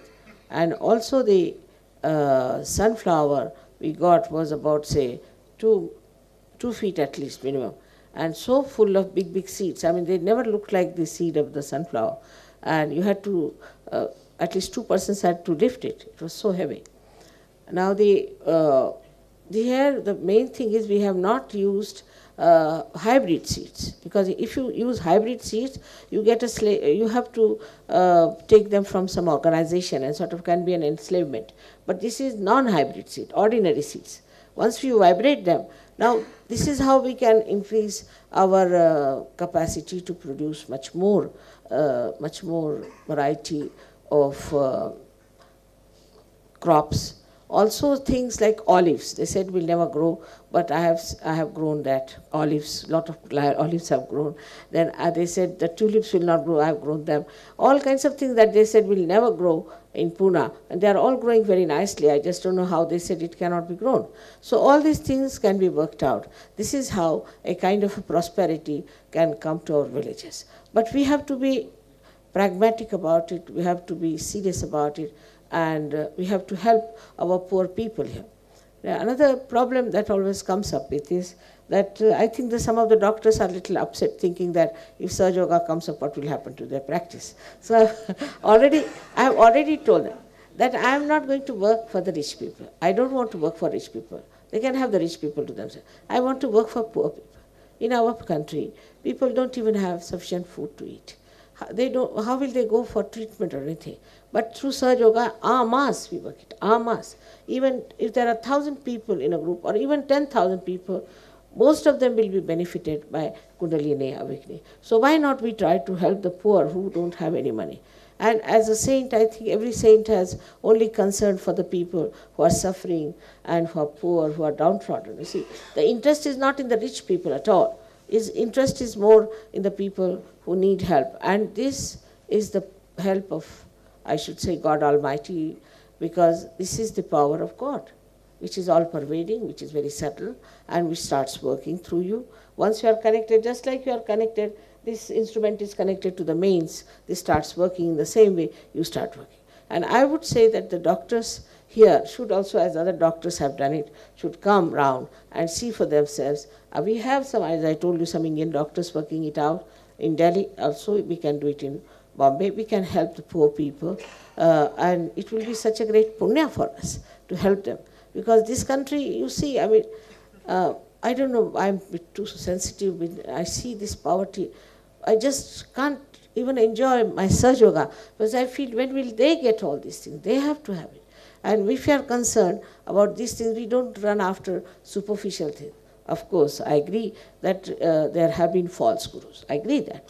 And I would like one person to talk to you about TM, who was the head of the TM in Scotland and who was completely finished with it. So he is here. I have cured many people from TM, many people from TM. We have one person here from TM and also from Rajneesh. They'll tell you what harm they have done. It's better to see, because there is falsehood. There is truth and there's falsehood. But truth can be understood very easily if you know what a saint should be. The saint has no interest in your money, in your position, in anything. His interest is only in awakening your kundalini and taking you to God. That's all. The other interests are not there. So, you see, this is what one should judge any saint on. You don't know how much these people have gone there and brought such bad name to us. Especially this Rajneesh, I just said one word. The whole lecture was given, so many things were given to read in Pune, and they just caught hold of one word. They asked me, what about Rajneesh? I just said she's Bilandar. I should have said much more. I just said he's Bilandar. So they caught hold of that word, and the whole thing started working on that only point. That is, are we that level that we are mouthpiece of such a man who was thrown out of every country? If you want to hear about him, I'll ask somebody to talk about him. Horrible. He was arrested, and people hate him. In Russia, they call him Rasputin. Such a man who is all the time changing himself. He thinks he's wise. I think he's the most dangerous man we could have. And now his ideas, he wants to insult Ganesha. Now I must tell you, without Ganpati we cannot cure many diseases, because Ganesha is on the Muladhara. We cannot cure. There are all these doctors, they never knew Ganapati, they didn't know what was Ganapati's Ga was. But I told them, this is Ganapati, you have to worship if you want to cure. Even cancer cannot be cured unless we take the help of Ganapati. It's such a pure deity. But this gentleman started saying that Ganapati comes from the word Ganika. This is his own ideas. This is such a perverted brain. It comes from the word Gana. Gana means, in our medical terminology, we can say antibodies. They are antibodies. And this is called as smirks. Americans have started a thing called smirks. So these are the antibodies. And these ganas are very important. Without the antibodies, we cannot fight any disease.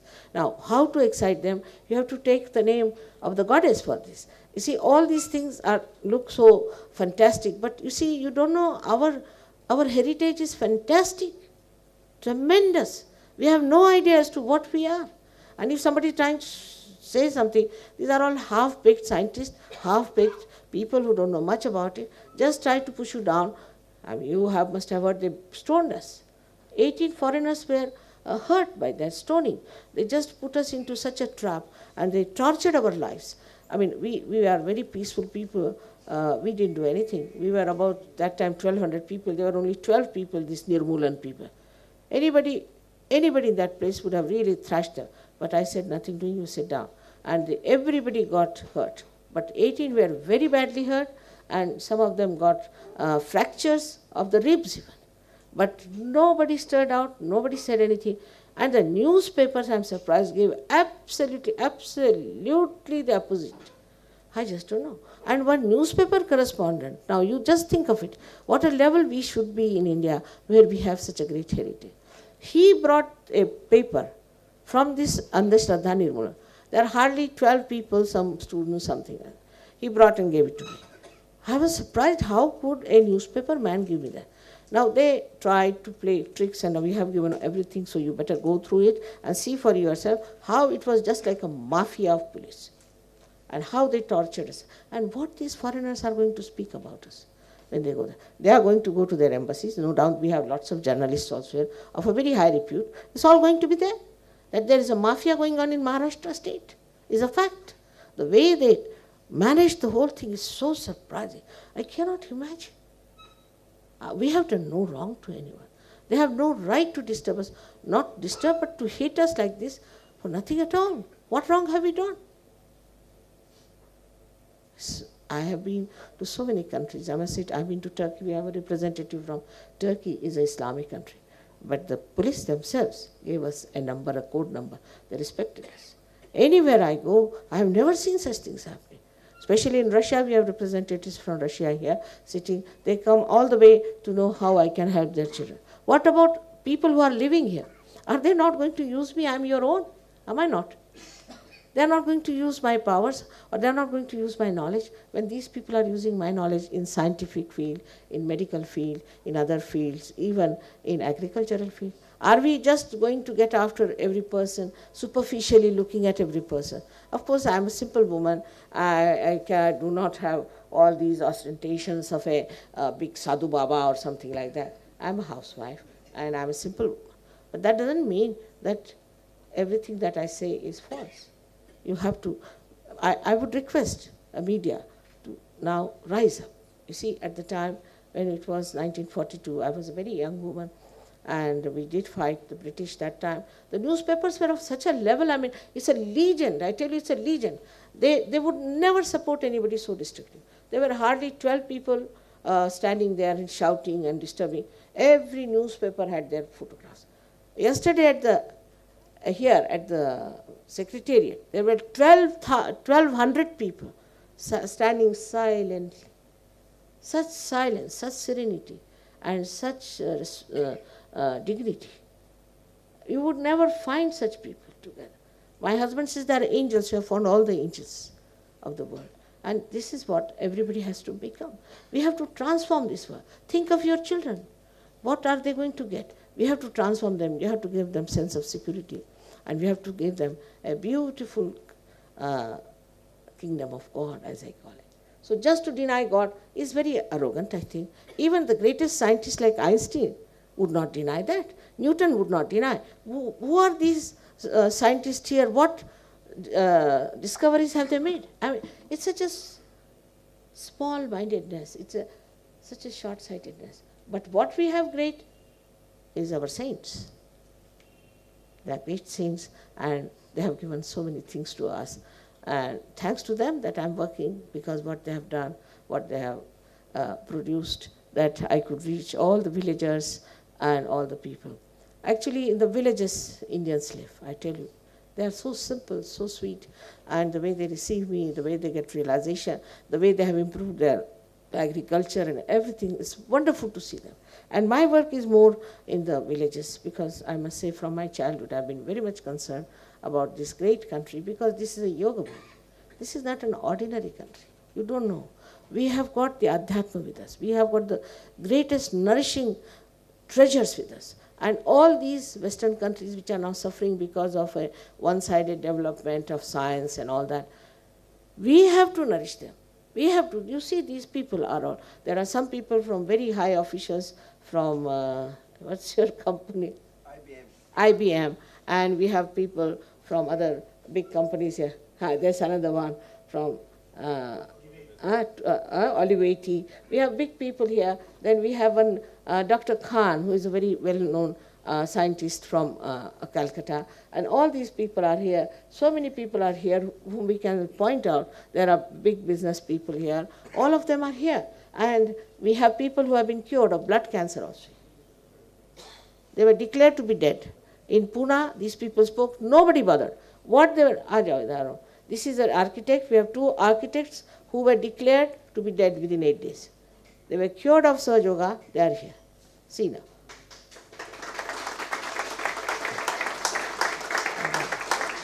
So all these they spoke. And there was Mr. Malhotra also told about his angina.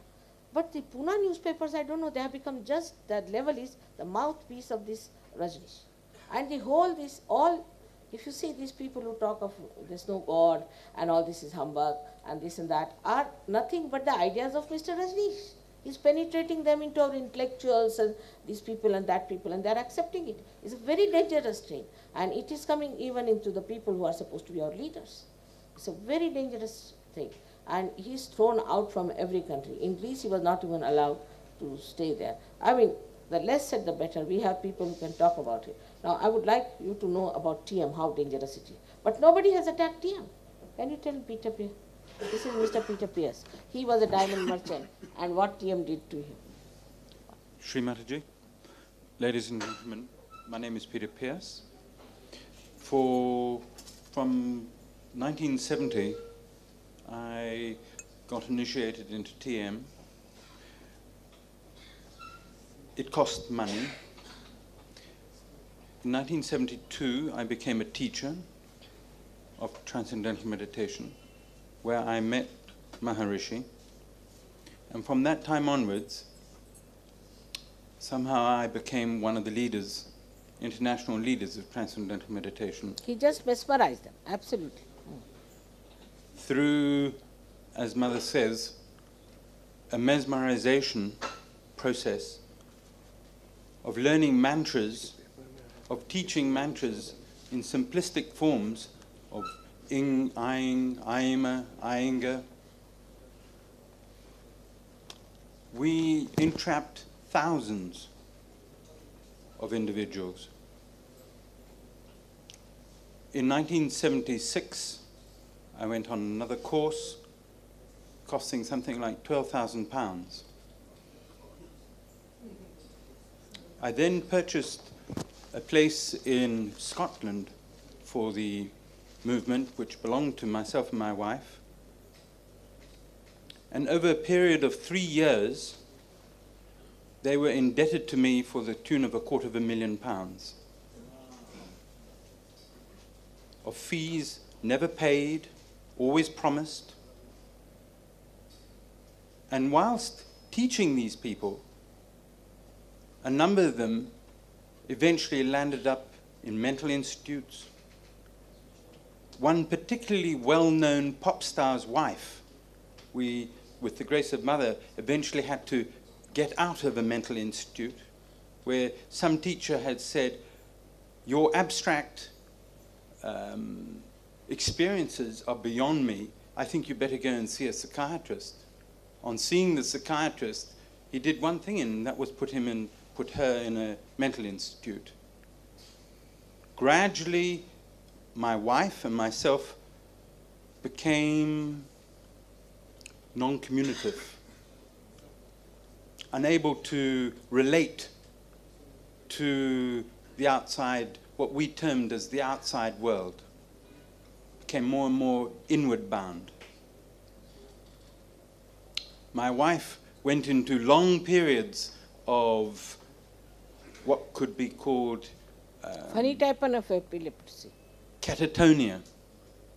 Very For anything up to 12 hours, she would sit in a corner. And scream and shout. Horrible. In 1979, early 1979, at the absolute wit's end, I didn't know which way to turn. I eventually decided that it was the end. I took the movement to court over the monies owed to us. Unfortunately, the liquidators of the company, because when you close down a company in Scotland, you have to liquidate it. They happened to choose the international Transcendental Meditation's international auditors, and I told them at the time that this happened to be a conflict of interest, and they said, we're not like that here. We're different. It doesn't matter. We're dealing with a different case. And I said, fine. Anyway, it's nothing to do with you. It's in the hands of the liquidators. It's in the hands of the courts.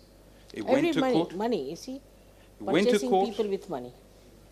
The High Court judge said, stop wasting Mr. Pierce's money and go outside and decide on how you're going to pay it back.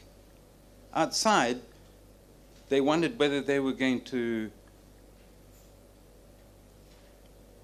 jeopardize a $150 million a year business, as Transcendental Meditation is, or was in those days.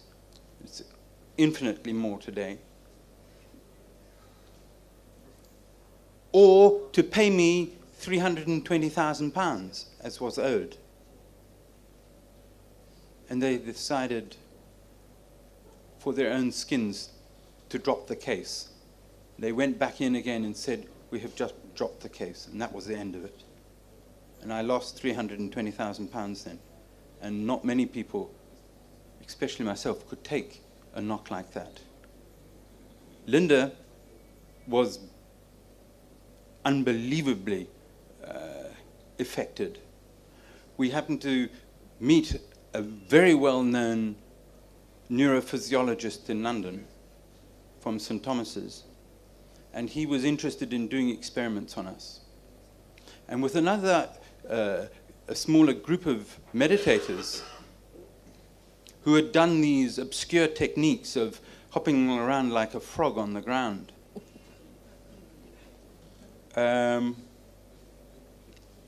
he eventually has a look at the brainwave patterns, and he said, you know, these are those of an epileptic.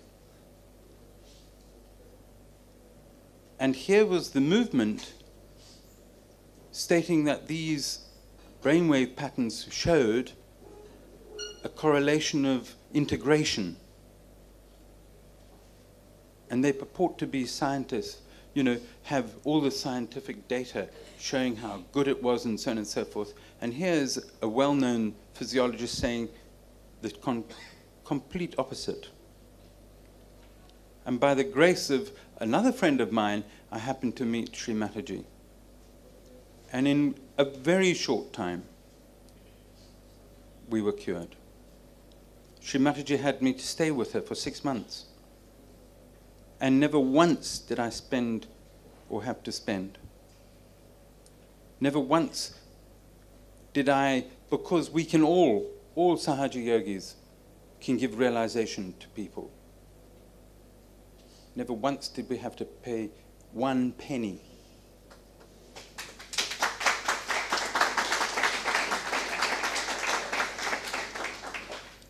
And you know, $250,000 in 1979 was a lot of money. And we couldn't believe. And none of the others who we managed to drag out of transcendental meditation could believe. Here we had something which was tangible, something we could actually feel. Not only could we feel ourselves, but we could feel those around us. We could feel their chakras. Transcendental meditation is nothing. You can't feel a thing. All you can feel is your gradual inward recluse type attitude. And with the blessings of Mother, and with you people writing the facts in your newspapers, maybe we can rescue many, many more people in India. Thank you, Mother. I must say that so many are really lost.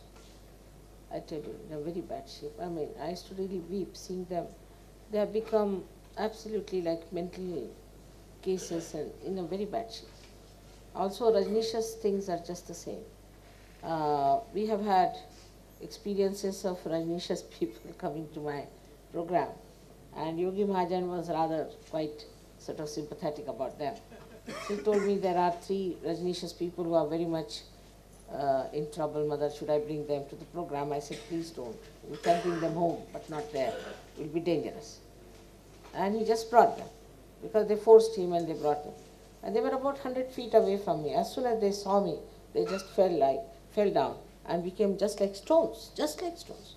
Nobody could lift them. They were so heavy. I mean, they had to really move, like you move the stones outside. And it was terrible. Then some people went to, there's an ashram he has got in Dharamshala.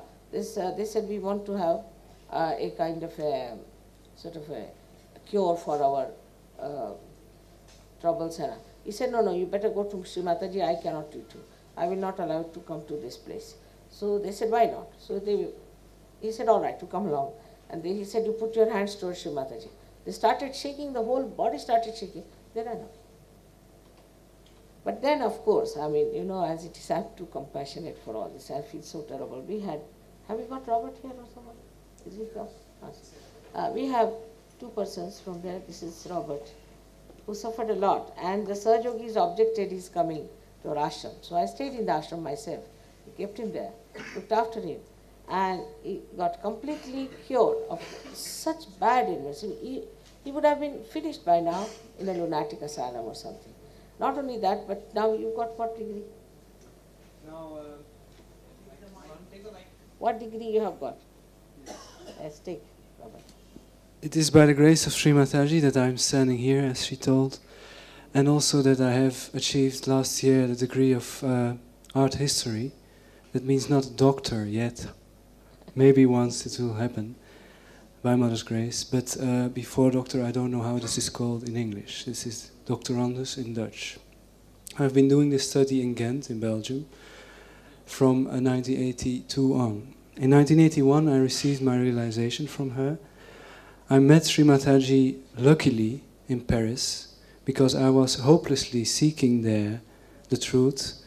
And actually, I was befooled by this Rajneesh, because with his books on the market, which he writes for making money, of course, and also he abuses the fact that seekers want to overcome their problems.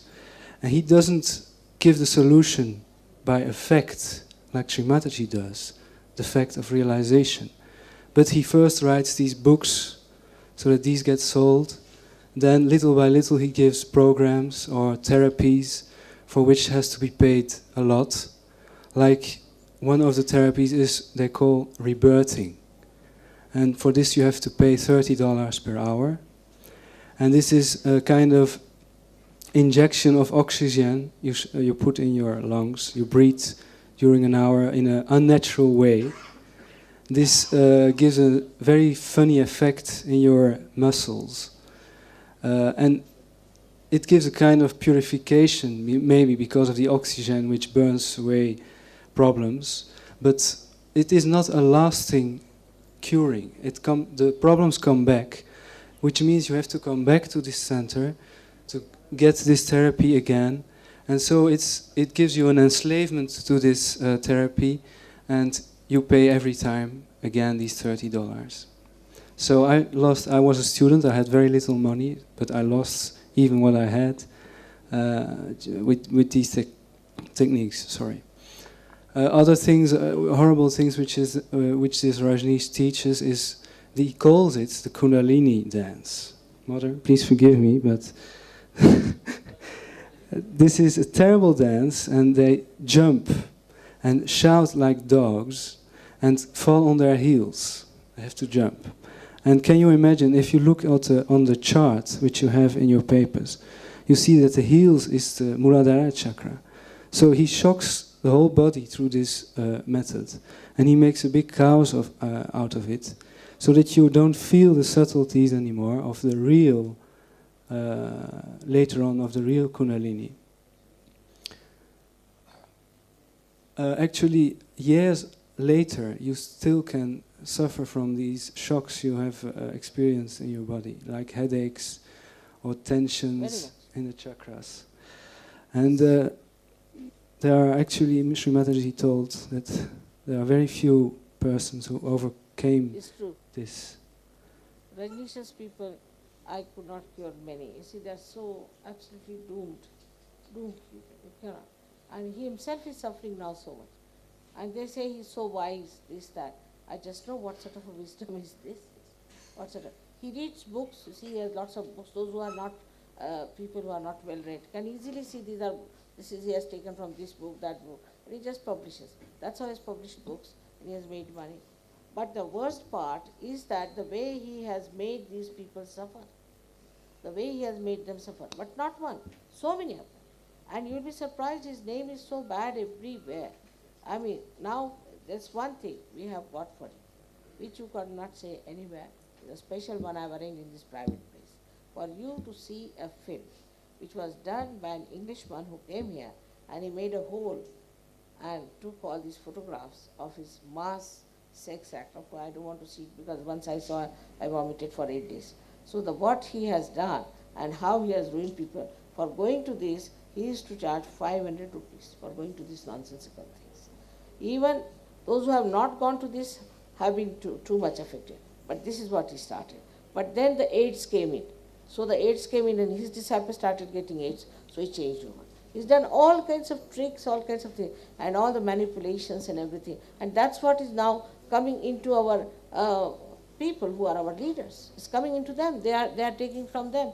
He's teaching them all these ways and methods of these things. And I don't know, there was a case I heard about, that there was a case against him that he had taken away this land from somebody and it didn't belong to him. But the whole case was suppressed then, completely suppressed. I just don't understand. It's like you just don't understand how such things can happen. Because I have lived now in UK and any other countries. I mean, such horrible things do not happen like this. Anybody cannot get on with every sort of a nonsense. That's why he is here, I think. Otherwise, he cannot exist in any other country. Illegal things, so many illegal things are done. In our case, especially, I will say, they were first shouting, all right? Then they said all kinds of things against me. Now, to hear something against your mother is very difficult. If you abuse somebody's mother, but I told them not to get irritated, not to be angry.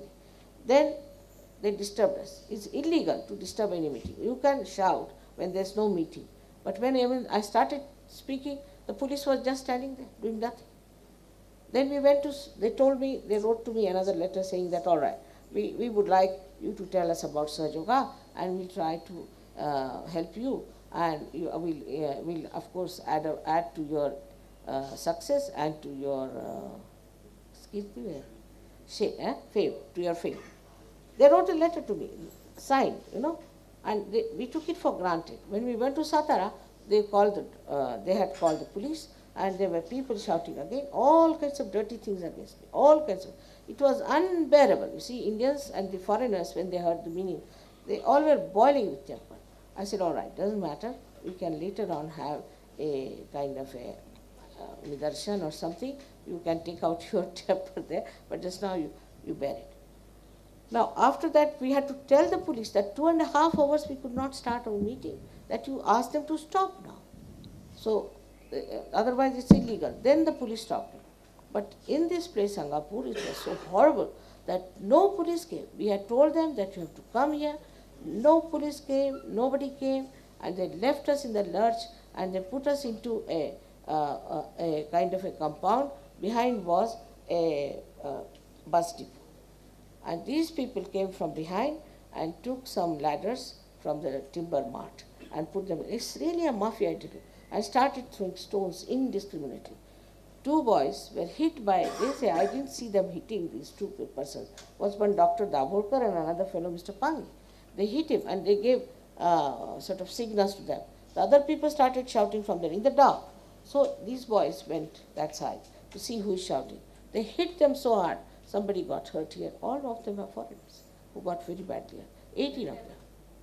Where it happened? Angapur. Now you know where is Angapur? Angapur.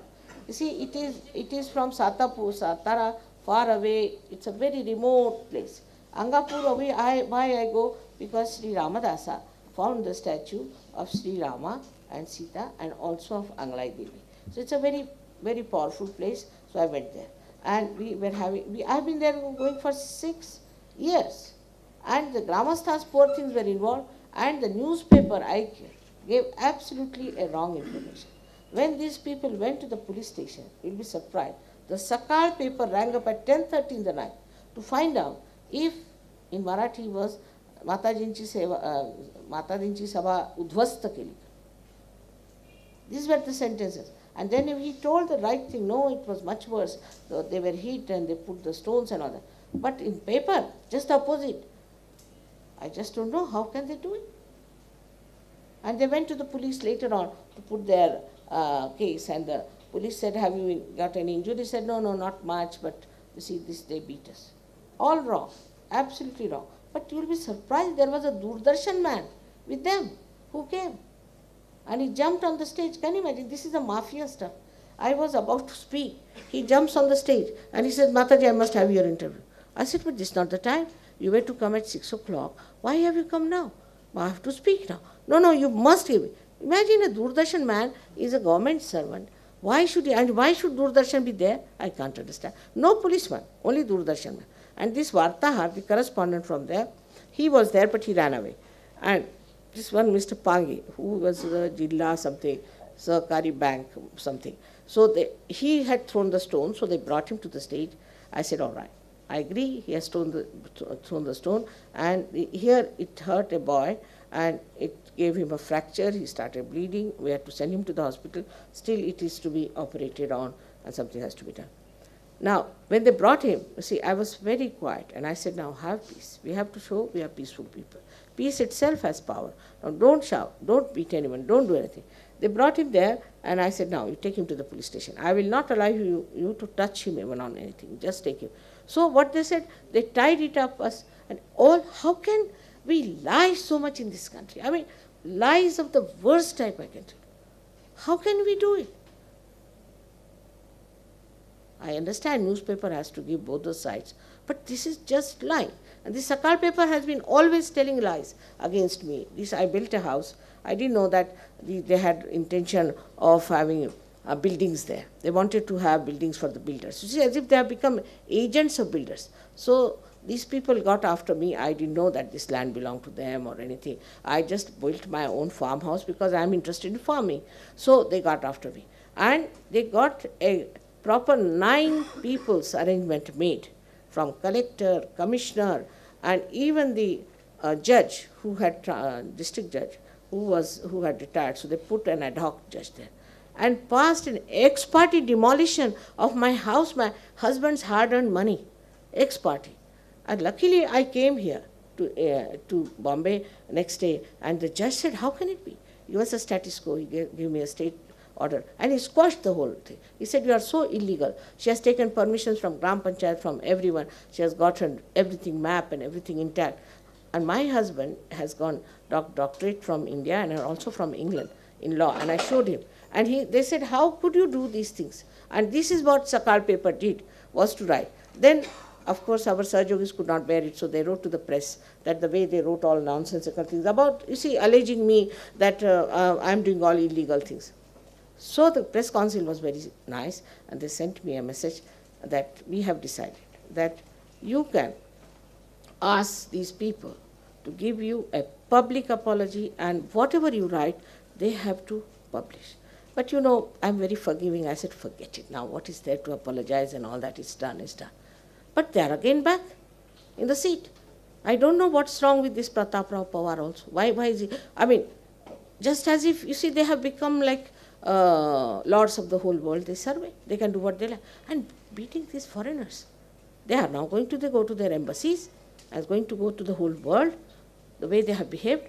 It is nowhere done like this. And they are supporting this Andhashraddha Nirmulan Samiti. I have got the name of Pratap Rao Pawar on the committee there. I mean, this is even worse than mafia. I've been to Sicily, I've been to all places. I've never seen such a thing happen. And the police, you know, the police was so cunning. At 9 o'clock they came. And this policeman says that, now you finish your meeting. I said, meeting is already finished. But I can't take them out because they are there and they will just trouble these people. So you first of all see that they go away. He said, all right, they have gone. I couldn't take him because I knew they were all very mischievous people. So I asked one gentleman, Dayal, to go and see for himself. He came back. He was hit here. He had a big lump on his, or they had beaten him up here, and his nose was bleeding. I said, what is this? How can I send these foreigners by that road where people are beaten up? So he said, no, they have gone. I said, nothing do. You remove them. Otherwise, I will never allow these people to go. Then I sent some other people to see. Till 12:30 we were there in the night. Imagine, just sitting there. We couldn't move. Then they told that they have put already the stones on the road and they are going to stop the buses and they are going to hit these people. Same with this Vijnana Prabodhini, supposed to be nonsensical thing like that. You see, this Ichal Karanji place we went to long time back, about 81.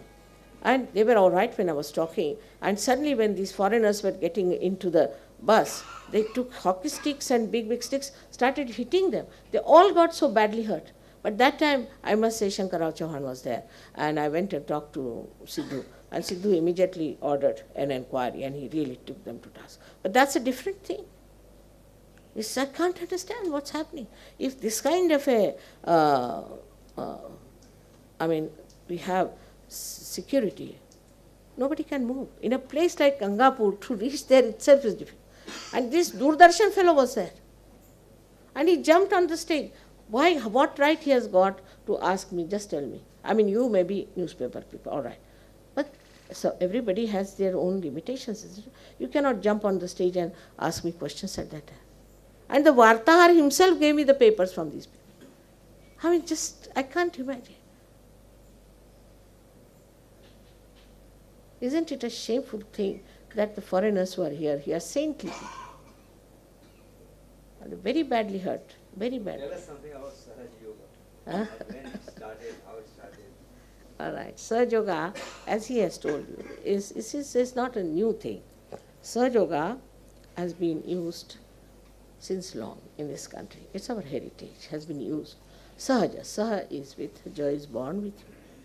And it is something which has been already used by our saints. But very few people got realization, very few people got realization.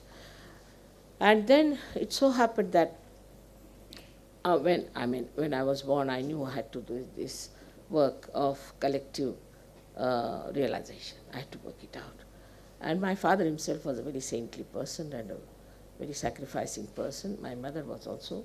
And they wanted me to find out the ways and method how I would achieve a samohik chetana for the people. Because that is, you see, they also were very concerned about the people.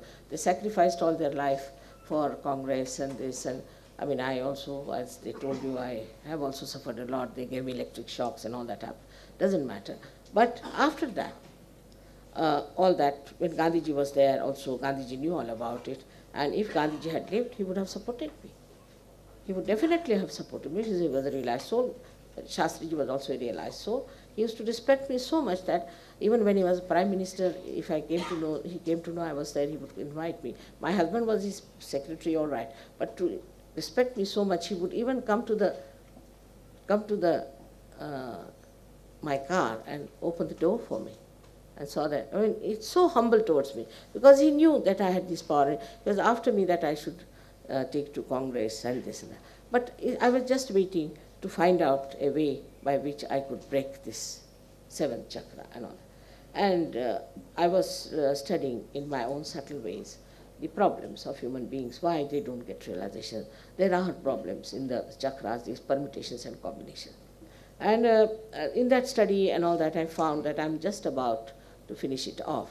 And I went to many saints, real saints also, to artificial saints and to the people like this. I went to even the Muktanand, I went to Rajneesh and to all those people to find out. But Rajneesh himself is something surprising. That first time I met him in Jabalpur because he knew my niece and he said that your sister, aunt has come, I would like to meet her. Because my husband was a big man those days. So maybe he wanted to meet me or whatever it is. But as soon as he saw me, he stretched himself before me. My brother was also with me. And said, you are Adi Shakti, you are Adi Shakti. So I put up a show. I said, what is Adi Shakti? I don't know. What is this? What are you talking about? He said, you don't know anything about it? I said, no, I don't know anything. So he wanted to get something done, you see, from Shastriji. I said, nothing doing. I'm sorry. I'm no good for all these things. If you want, you can take an appointment with Shastriji. Shastriji never gave him an appointment. He used to say like that. So it happened. Then when I came to Bombay, again he got after me. We had an Impala car from Shipping Corporation, wanted to buy that. His attention was only on money or this. He was saying, I had a kada with me. Why don't you give me this kada? I said, why? This is given to me by my family people. Why do you want to have? You are a man. What will you do with the kada? He said, I'll make money out of it. But why do you want to make money? You are a sadhu. You are a sannyasi. I couldn't understand him throughout. Then he said, no, but I'm doing a lot of work, you don't know, and you must come and see me. This. One day he asked me to go to his lecture. And he used to telephone me too much. So my husband said, it's so much better. Go. What is the harm after all? Went there to his lecture. So he said, you sit on the dais. In the presence of everybody, somebody goes on saying, sit on the dais. So I said, all right. I went inside. Immediately somebody took my photograph. It's a blackmailing system, you know. He took my photograph. Then we went to, he said, you come to Narbur. And he telephoned to me so many times. My husband said, I have a friend there nearby. You go and stay there. After all, you can go and see this man. What he's doing. After all, he's saying, maybe there is some truth in it. I said, all right, Baba. Now my husband, I didn't know what to tell him about this man, that I didn't think much of him. Then I went there. I went and I saw the way he was mesmerizing people. They were all fainting, rolling on their... I was so disgusted with it. That was on the 4th of May, 1970. The 5th of May, I broke the 7th chakra. That's the thing I broke. He doesn't know a word about Kundalini. He doesn't know anything. He doesn't know any medical. He doesn't know any science. He doesn't know about our Indian music. He doesn't know about Western music. He's not at all knowledgeable. Not at all knowledgeable. He eats like a glutton. I saw him eating. I said, Baba, what is this? Some Rakshasi food he's eating like that. I'm telling you the truth, you see. And then he got diabetes, this, that. He's 10 years younger to me. And he's now lying sick. He is thrown out of all these places. Now, explanation he's very good at giving. He says, because of Pope he was thrown out. Not at all. Because America doesn't follow Pope. They're all Protestant countries who threw him out. He didn't go to any South American countries where I go. And I talk about the wrongs of Christianity, wrongs of Hinduism, wrongs of all the religions, of the Islam and everything. And I tell them that what is written in the Bible, what is written in the Quran also, they have described SahajaYoga. They have said it, that at the time of resurrection your hands will speak. Clearly it is said. So, you see, if you talk to these people, if they are not fundamentalists, they listen to you. And it works. Otherwise, how can I work in Turkey and places like that? And we have in Algeria so many scientists, aeronautical engineers, so many people there. So it's such a unique thing you have got. Now, I would request you to put forward these things for people. Actually, there was no need also for me to advertise, because you will see that wherever I go, in Delhi, there are at least 12,000 people. In Noida, there were 14,000 people. In the villages, they come from all over. Even for this thing, poor things had come on there by cars and all that, and everybody was hit. Everyone was hit. Because there were about 400 stones, they threw such big, big stones. And these stones were there already, they had everything nicely done, because they had these ladders, and they had those stones stored for the road building, and they threw them. You any guru? I have no guru. There is no guru needed for me. You see, I was born like this. Everybody, a guru's guru, who will be? It's like that. So, you see, I am an ancient person, and to know me, it's better that you come to SahajaYoga and then know me. Because, see, now Christ said, I am the Son, I am the only Son of God. This is a fact. Actually, Christ is the incarnation of Ganesha. We can prove it. We can prove all these things on vibration. If you get your realization, we can prove everything. We can prove the existence of God. We can prove the existence of what we are saying. Everything that I say, we can prove it on vibrations. Supposing I say the truth, then you start getting the cool breeze much more. But if there's something, somebody is a falsehood, false man, you put your hand, you start burning. You diagnose only on your fingertips. On your fingertips you can diagnose. And that's how these, after all, these are all such highly qualified doctors and things and scientists. They themselves have experienced, and they are experimenting. And also to say that I take money, and there's no need, because my husband earns quite a lot. And by God's grace, he's a very generous man. And he feels that I'm doing a very good work. So he's helping me. But one side are these false gurus and the people who suffer from Andhashraddha, where I tell them that God, they say that Devi comes in the body. I say, no, nothing of the kind. So they are on one side. Another side are these people. I just don't know. In India is this problem? Nowhere. How can Russians imagine? There was no religion for Russians so far, isn't it? They had no religion. But imagine how they jumped into SahajaYoga. We have two great people from there. This lady is now going to experiment from the government on the children, and he was a diplomat, Mr. Oleg. And so it's a 1 month tour, they take it over, and lastly we go to Ganpatipule. So Ganpatipule thing was over, and they are here today, and they are going away now, so that's how they are here. And luckily they are here. I wanted more people to come in to understand, because this is something so great, and it's very useful for it. You don't have any center in Bombay? We have so many. Bombay? Oh, so many. किती आहेत हो? हां? एकंदर किती centre असतील? No. सांगा ना कुठे मुख्य ते दादरचं सांगा.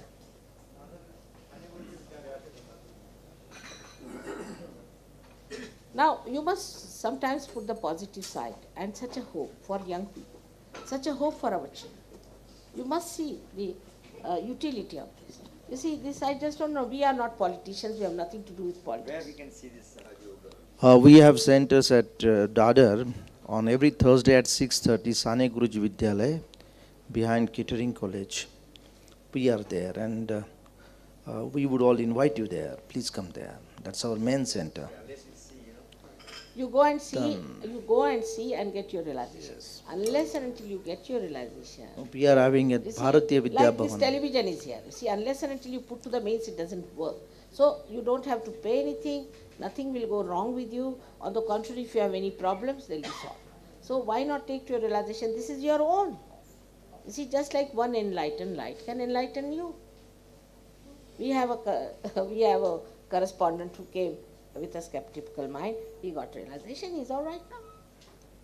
So everybody can. See, I went there just have a tour, and I got the realization from one Austrian who is a horticulturist by name of Hamid. Unfortunately, today he is not there, and since then I got realization of I feel always got the realization. Give realization for the. It is not that only Mataji can give realization. They can give realization. You can give realization. Now I don't do it. You say I don't cure people. But these people are demanding, you must show us, you must give a proof. What right have they got? All right. I said, all right, I will show you. I will do it. I did promise everything. But this is not the way. Now they will not allow me to touch them. ये तो खुंशीपना है ना.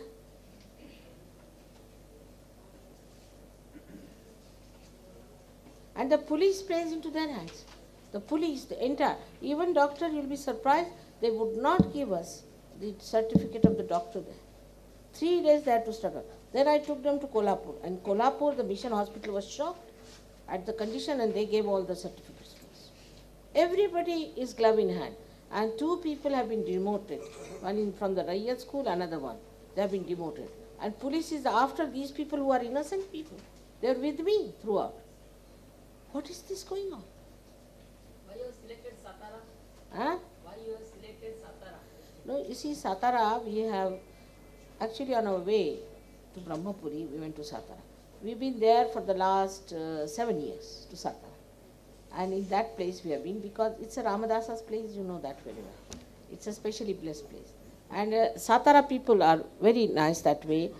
And they showed us also this Malkham, Lejim, everything. They respected us very much, always. So this time, these were only 16 or 17 people, only. And at Angapur, they were saying so that there were 12 people, and 4 or 5 were standing outside with 3 cars. One was Maruti, another one was Ambassador, and one was some Jeep, some sort of a thing. I mean, this is called as Andhashraddha Nirmulan. I am the one who has been talking about it since the year 1970. I have told them, this is Andhashraddha, you cannot do it. This is Andhashraddha. This is what is Swayambhu, what is not Swayambhu. Even about Christianity, I told them what is Andhashraddha. I told about Paul, so many things against him. And when the Archbishop of Canterbury's advisor was in my program, and I said everything very clearly. At that day, I don't know why, he was there and I said it against Paul, the way he has spoiled Christianity. And he was shocked, but nobody did this to me. Nobody did this to me. Moreover, you see, now we are recognized as a religion, as a federal religion in America, as a federal religion. Then also we are recognized in Russia as an independent organization. In Italy, they wrote a book about me, calling me the person of the year, and they sent their people for televising. And they must have televised the whole thing. They were with us. The government sent it. Of course, I don't expect from this government, but this is not the way to get after us for what?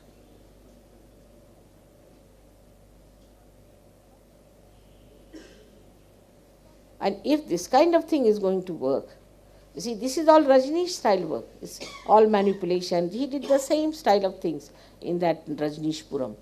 If you want to know, some Americans can tell you all details about it. But I think I would go away now. You better see this film. This is a very unique film which was purchased by Mr. Rajneesh and is not allowed to show in any public places. That's why we arranged this place. But you better have a look. I better go away. I can't bear it. It's too much.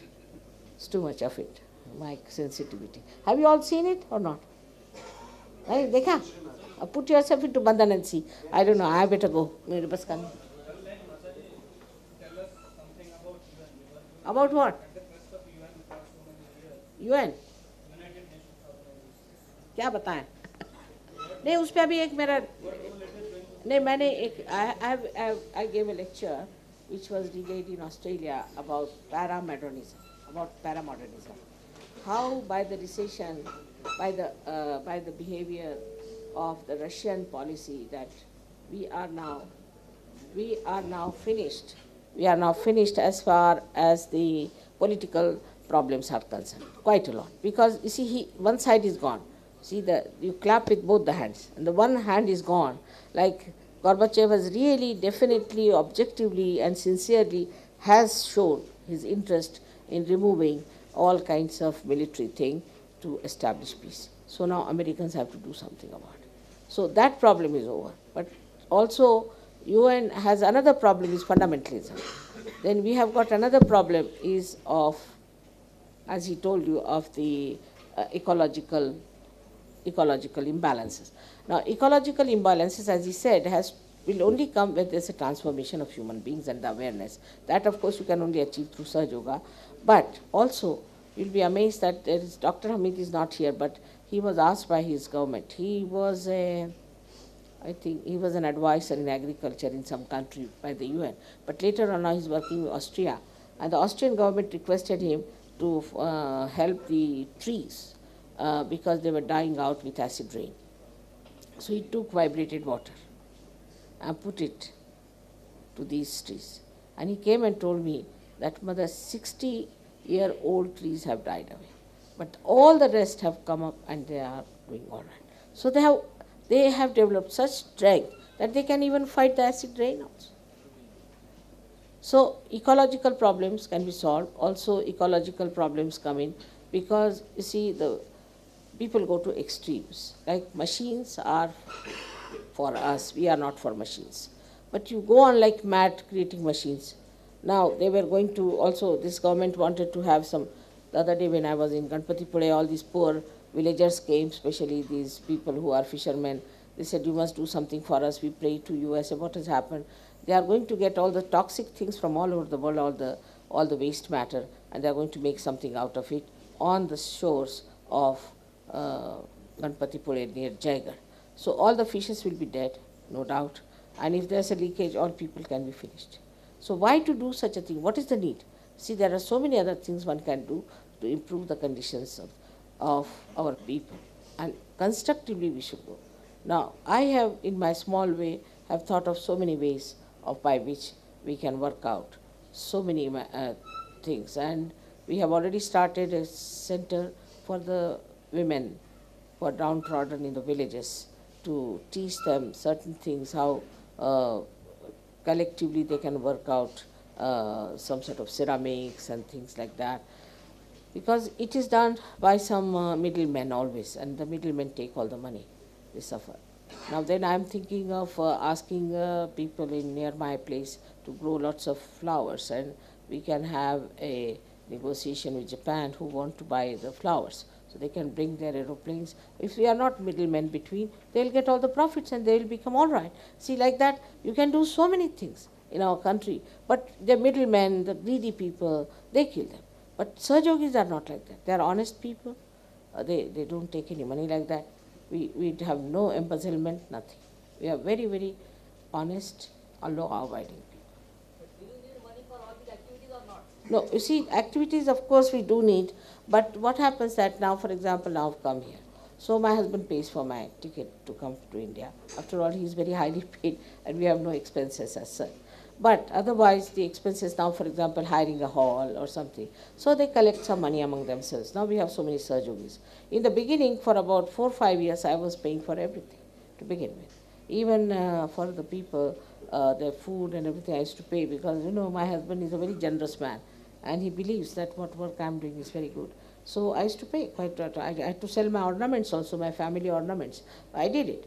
But now, you see, the thing is that now there are so many, and they want that for the programs and all that there. But for realization, you cannot pay. I don't take any money. I don't know. Actually, you'll be surprised. We have a trust. We have trustees. I have never even seen the accounts or anything. I have a chartered accountant who comes and sees and corrects it. But I don't touch money. I don't need. Why do I need money for what? For raising the Kundalini, you don't need any money. Traveling and all that? Traveling, or my husband pays. Huh? My husband pays just now for me. But even supposing you pay for my traveling, supposing my husband says I will not pay, supposing, then you don't pay me, you pay to the aeroplanes, isn't it? You don't pay me. You see, these people, their lifestyle, you see, the whole lifestyle,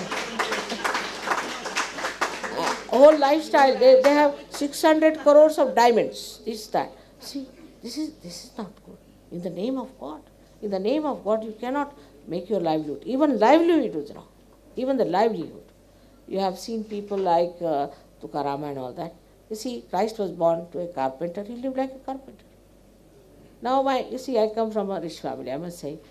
We are from Shalivahanas, you see, royal family. We are well-off people. My husband also comes from a rich family, and he's a very big man there also, and he's got a big pay and all that. All that is there.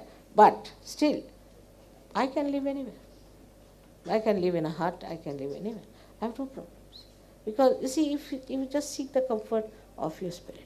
So supposing they are paying for this, it's all right, let them pay. But this doesn't mean that they pay me for Kundalini. You see, make a clear-cut understanding that for spirituality you cannot pay. You can pay for material things now. You have to pay after all. But it's not much. See, if you are a SahajaYogi, so many miracles happen. They say, Mother, we got it for a very cheap thing. We got it for very... You see, it all works out so well. I started SahajaYoga with one person, and you can imagine, of course, I did spend money quite a lot before that, but now I don't spend so much money as they are organizing everything, except for traveling. Now my husband wants to pay for traveling. Last time they had a fight. They said she shouldn't pay for our salvation. So there was a fight in England about it. But still my husband insisted, nothing doing, let me pay for her travel. And he's kept money for me there so that I should not have any problem about traveling. You see, because we have children who are married in very good families, and they're also very satisfied people. And you know about my husband, he's a well-known honest man. I mean, he's honest to a fault. A very honest man. He was with Shastriji, and he's got Padma Bhushan for that. And he's known for his honesty. And I like it, because we need today honest people. What is the message? The message is that we are the spirit, and we have to become the spirit. This is the last evolutionary living process. From human life, from human awareness, you have to get the spiritual awareness. And the whole thing will change. Now we have people with 36 nations, such brotherhoods, such love, no quarrel, nothing. But there are only a handful of people. No, there are thousands. In every country we have thousands. In thousands. To start with, of course. But not now. These are only selected people who have come here. See, there are thousands and thousands. And many could be. You see, we should think that we all should help and we all should be like that. Why not? That means you want to have many people is a very good idea. You should have many people like that. Why not? It's a very good idea to think that we should have many more. I would love to do. I mean, my age, do you know, is 67 years now. And I'll be starting my 68th year this March. But still I'm traveling so much and I hardly sleep and hardly eat. I mean, I'm working so very hard. So I'll be very happy as long as I can live. I would like to work and spread this message everywhere and get people the realization. This is all predicted in our books. In a Nadi Granth, they have predicted it. Even Rabindra Babu has described it. This one, Louis, is a great poet in England. He has described it clearly. And of course, I must say, William Blake, if you have read William Blake, he has described it very clearly. We had it in Nadi Granth, completely written down, the complete Sahaja. And Ganeshwara is described as Pasaida. So there has been seers who have described it. So the time has come for us to change and to enjoy. So why not enjoy? Then in the newspaper, we'll be only talking about Sahaja. As we have a newspaper, we talk only about Sahaja, what happened, how people gained this thing, how they were rewarded, what nice things happened, and everything nice, nothing shocking, no sensations. So, I mean, I would say that you should take to Sahaja. Firstly, you will not get into any diseases. All right? Secondly, mentally, you will be very satisfied and a happy person. Emotionally, you will be a very balanced person. You will become a real correspondent, because you will develop a witness state where you will not be biased, and you can penetrate into the problems. You will be able to know what's going wrong. And thirdly, you will become a peaceful personality, absolutely peaceful. And that peace is what we need today. Only talking about peace, peace doesn't come. Peace has to come from within. And you'll be a very righteous person, you'll be very proud of your virtues, and you'll enjoy each other all over the world. They are all your brothers and sisters from all over the world. All right? It's very relaxing and beautiful. बताइए कशाला?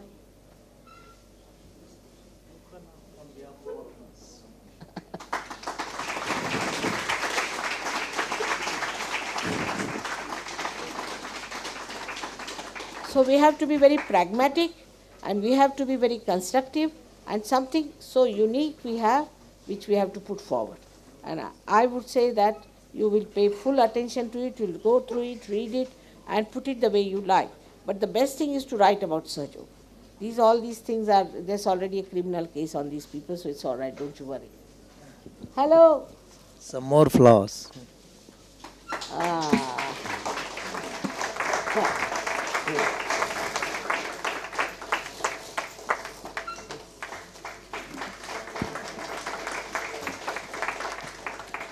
Can you imagine that Germans went to Russia to give them realization? Germans.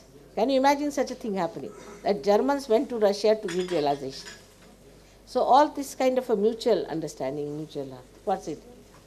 From Austria. Can you solve this Punjab problem? Of course, why not? 100%. I'll tell you.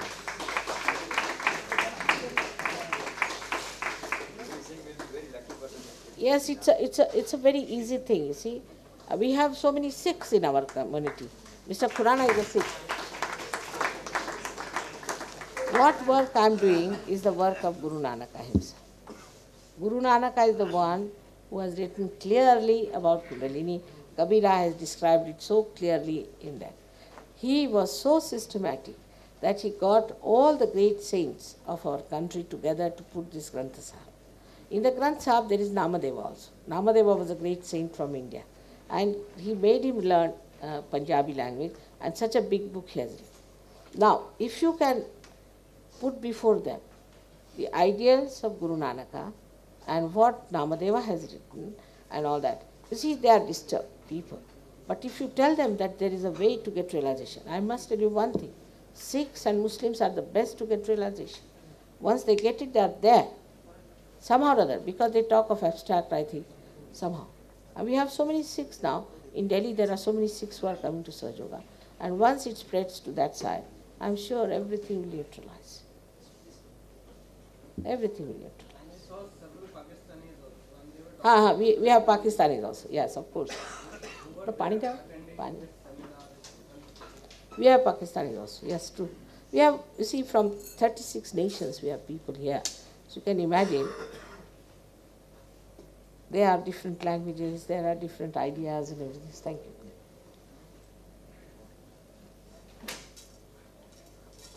It can be easily solved. You see, what we have to do, SahajaYoga has a healing process.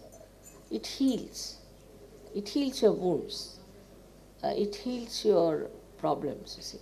So, if the healing process in Punjab could be put, they'll heal now, and everything will be pacified. Absolutely. Just what you need is the healing process. I think we have never used the power of love so far, only the hatred. Now, if you use the power of love, which I'm talking about, this all-pervading powers love, it's very easy to work it out. You'll be surprised when I was going for yoga seminar. I had been to Russia before. My husband said, you've been just now to Russia, why do you want to go again? I told him I have to go because we'll get Eastern Bloc there. And I want to break the Eastern Bloc. I have to go. He said, for 2 days, yes. I said, I'm sure there will be Eastern Bloc. And you'll be surprised, in that yoga seminar, they had given me 45 minutes. And they were all people from places like East Germany, then all other, these Eastern Bloc people, all of them were there. And they got realization. 30 minutes they allowed me to talk, and 50 minutes gave them realization. When I walked out, they all walked out with me. There was nobody left in the hall. They gave their addresses of these places, Czechoslovakia and every Poland and all that. And can you imagine, as soon as they went back, it cracked, it triggered. So if we have some Sahajogis from Punjab who get to Sahaja and they go there, it will work. Because they aim at peace. Such personalities aim at peace. It is at a higher level we have to try. Not with words or anything. You see, today you might say, you are my brother, you are my sister. खाइए खाइए ना, इतनी देर हो गई, क्या कर रहे हो? ए दो दो दो, थोड़ा थोड़ा खाओ. अरे भाई थोड़ा खाओ, क्या करते हो? अभी माँ के घर में आओ, तुम खाना नहीं खाओगे? ले थोड़ा खाओ, चलो, बहुत देर हो गई. तब से बैठे हो. ये लोग सब खा के आए होंगे, हाँ. They must be having for everyone.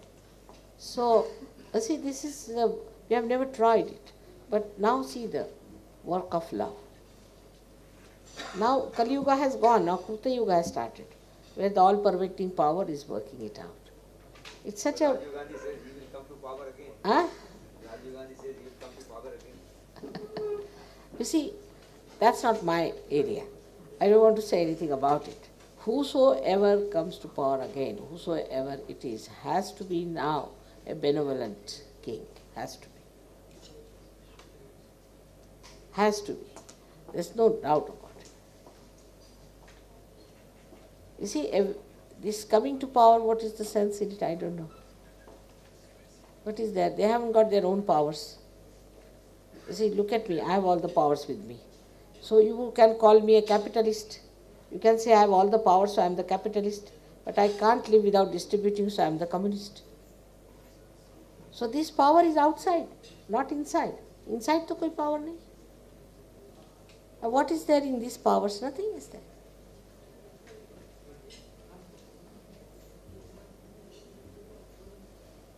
It is for you to now to understand that this is neither this way nor that way. It is in the center we are. We're talking about how to bring people to the center, to transform them. Whether they belong to this party or to that party makes no difference. They have to come to the center. Whether they belong to this country or to that country. Now, this gentleman who spoke to you about TM, nowadays he is in South Africa. And in South Africa we have thousands of surgeries. In South Africa. And they are white people. How long does it take to realize? Ramadasa was the same question. He said, Takshana. It takes hardly even a second.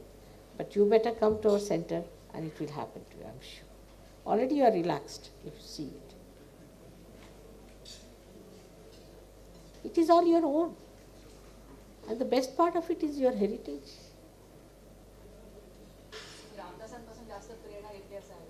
कुणी रामदास स्वामींपासनं नाही, सगळ्यांच्यापासनं बेटे. असं आता ज्ञानेश्वर कितीचे झाले, त्याच्या आधी आपल्याकडे झालेत मच्छिंद्रनाथ, गोरखनाथ. नाथपंथीयांचं काम आहे. नाथपंथीयांचं काम आहे आपल्याकडे केलेलं. एकीकडे वेद वगैरे होते आणि दुसरीकडे भक्तिमार्ग होता मधोमधा.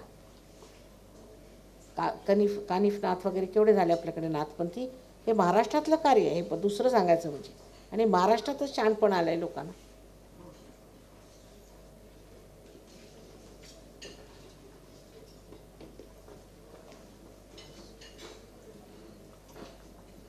चला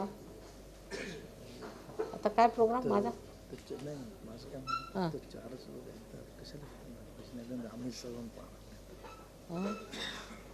तुम्ही पाहा. बघू द्या ना. त्या नाही बघायचं आणि बघितलीच नाही. Why बघू द्या सगळ्यांना काय झालं? What is there? Have you any objection seeing that film? Better see it was there. After all your sayings, you should see also the filth. Not me, huh? I've had enough of it. तुम्ही बघून जा. तो आपके लिए खास arrange किया. 1 minute देख के जाओ. देख के जाओ, ये दिखेगा नहीं आपको. देख के जाइए. तो आपको पता होगा क्यों मैं ये बात. Why we should see Rajneesh? We are not interested in Rajneesh. ठीक है.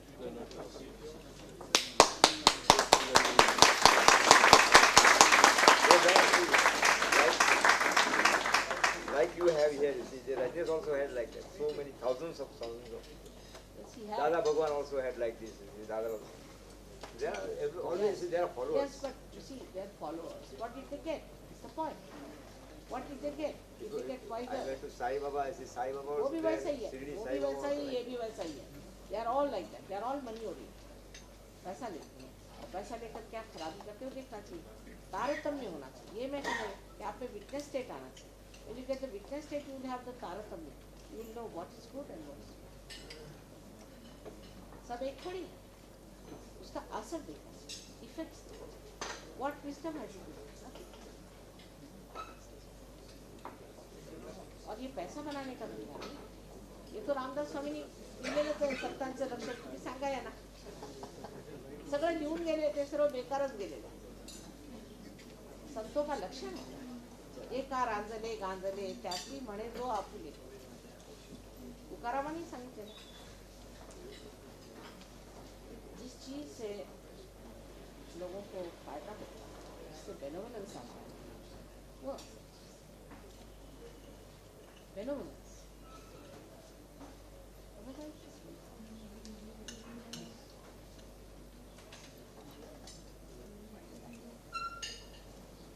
चला मी येते त्यांना बघायचंच आहे. You are not interested. No, no. How many days you will be here? Huh? In Bombay, how many days you will be here? I'm going away tomorrow. But these people are going to be here. I think seriously you work it out. One day maybe you are the people who spread this good news, and you will be the people who do some good for this country. See, we need people who feel for it, feel for this country. That feeling should be there, that we have to do something for them. After all, we have gone too much into problems, too much.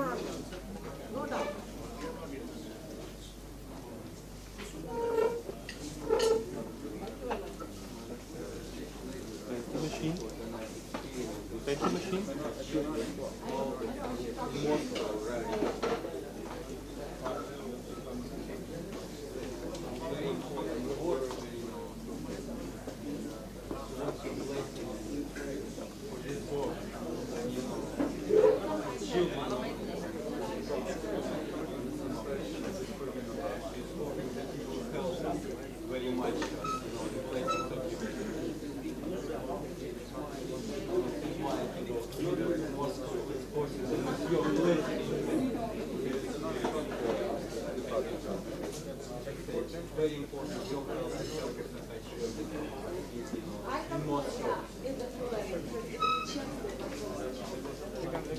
not just a private, but this is the most important organization. So the question is always peace, peace from the always peace, harmony, environment, with our people.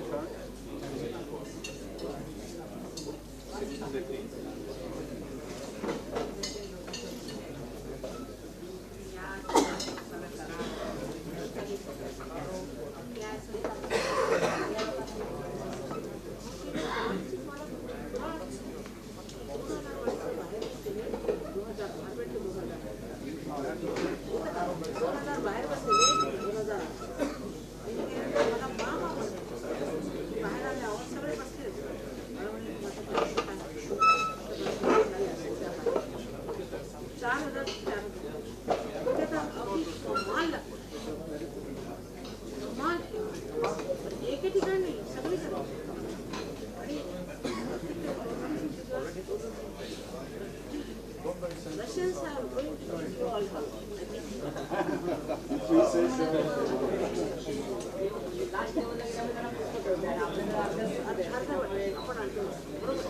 Marathi शब्द अर्धवट मराठी भाषेमध्ये सगळ्यात खूप आहे.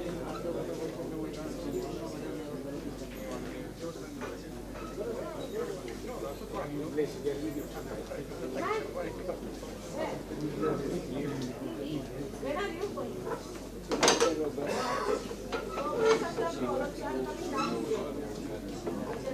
You are going now straight to the station. How long? What time is it?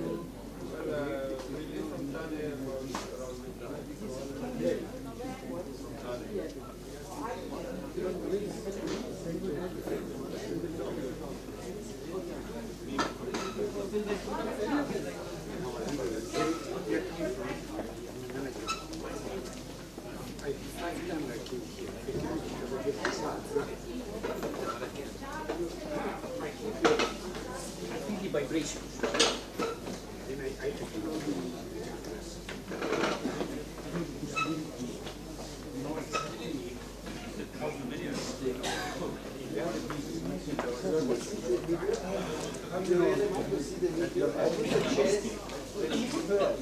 I have seen the image quarter hours on television.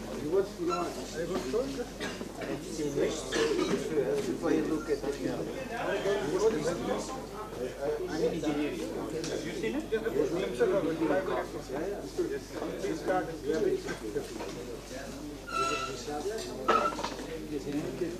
Just the glimpses of it.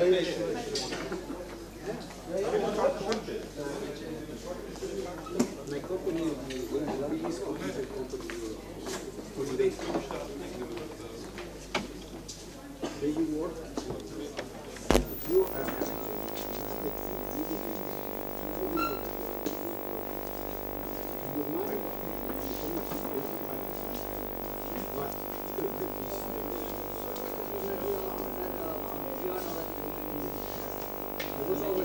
Fame had reached the West. This song is based on the Hindu word lila, which means that life is a game played by God.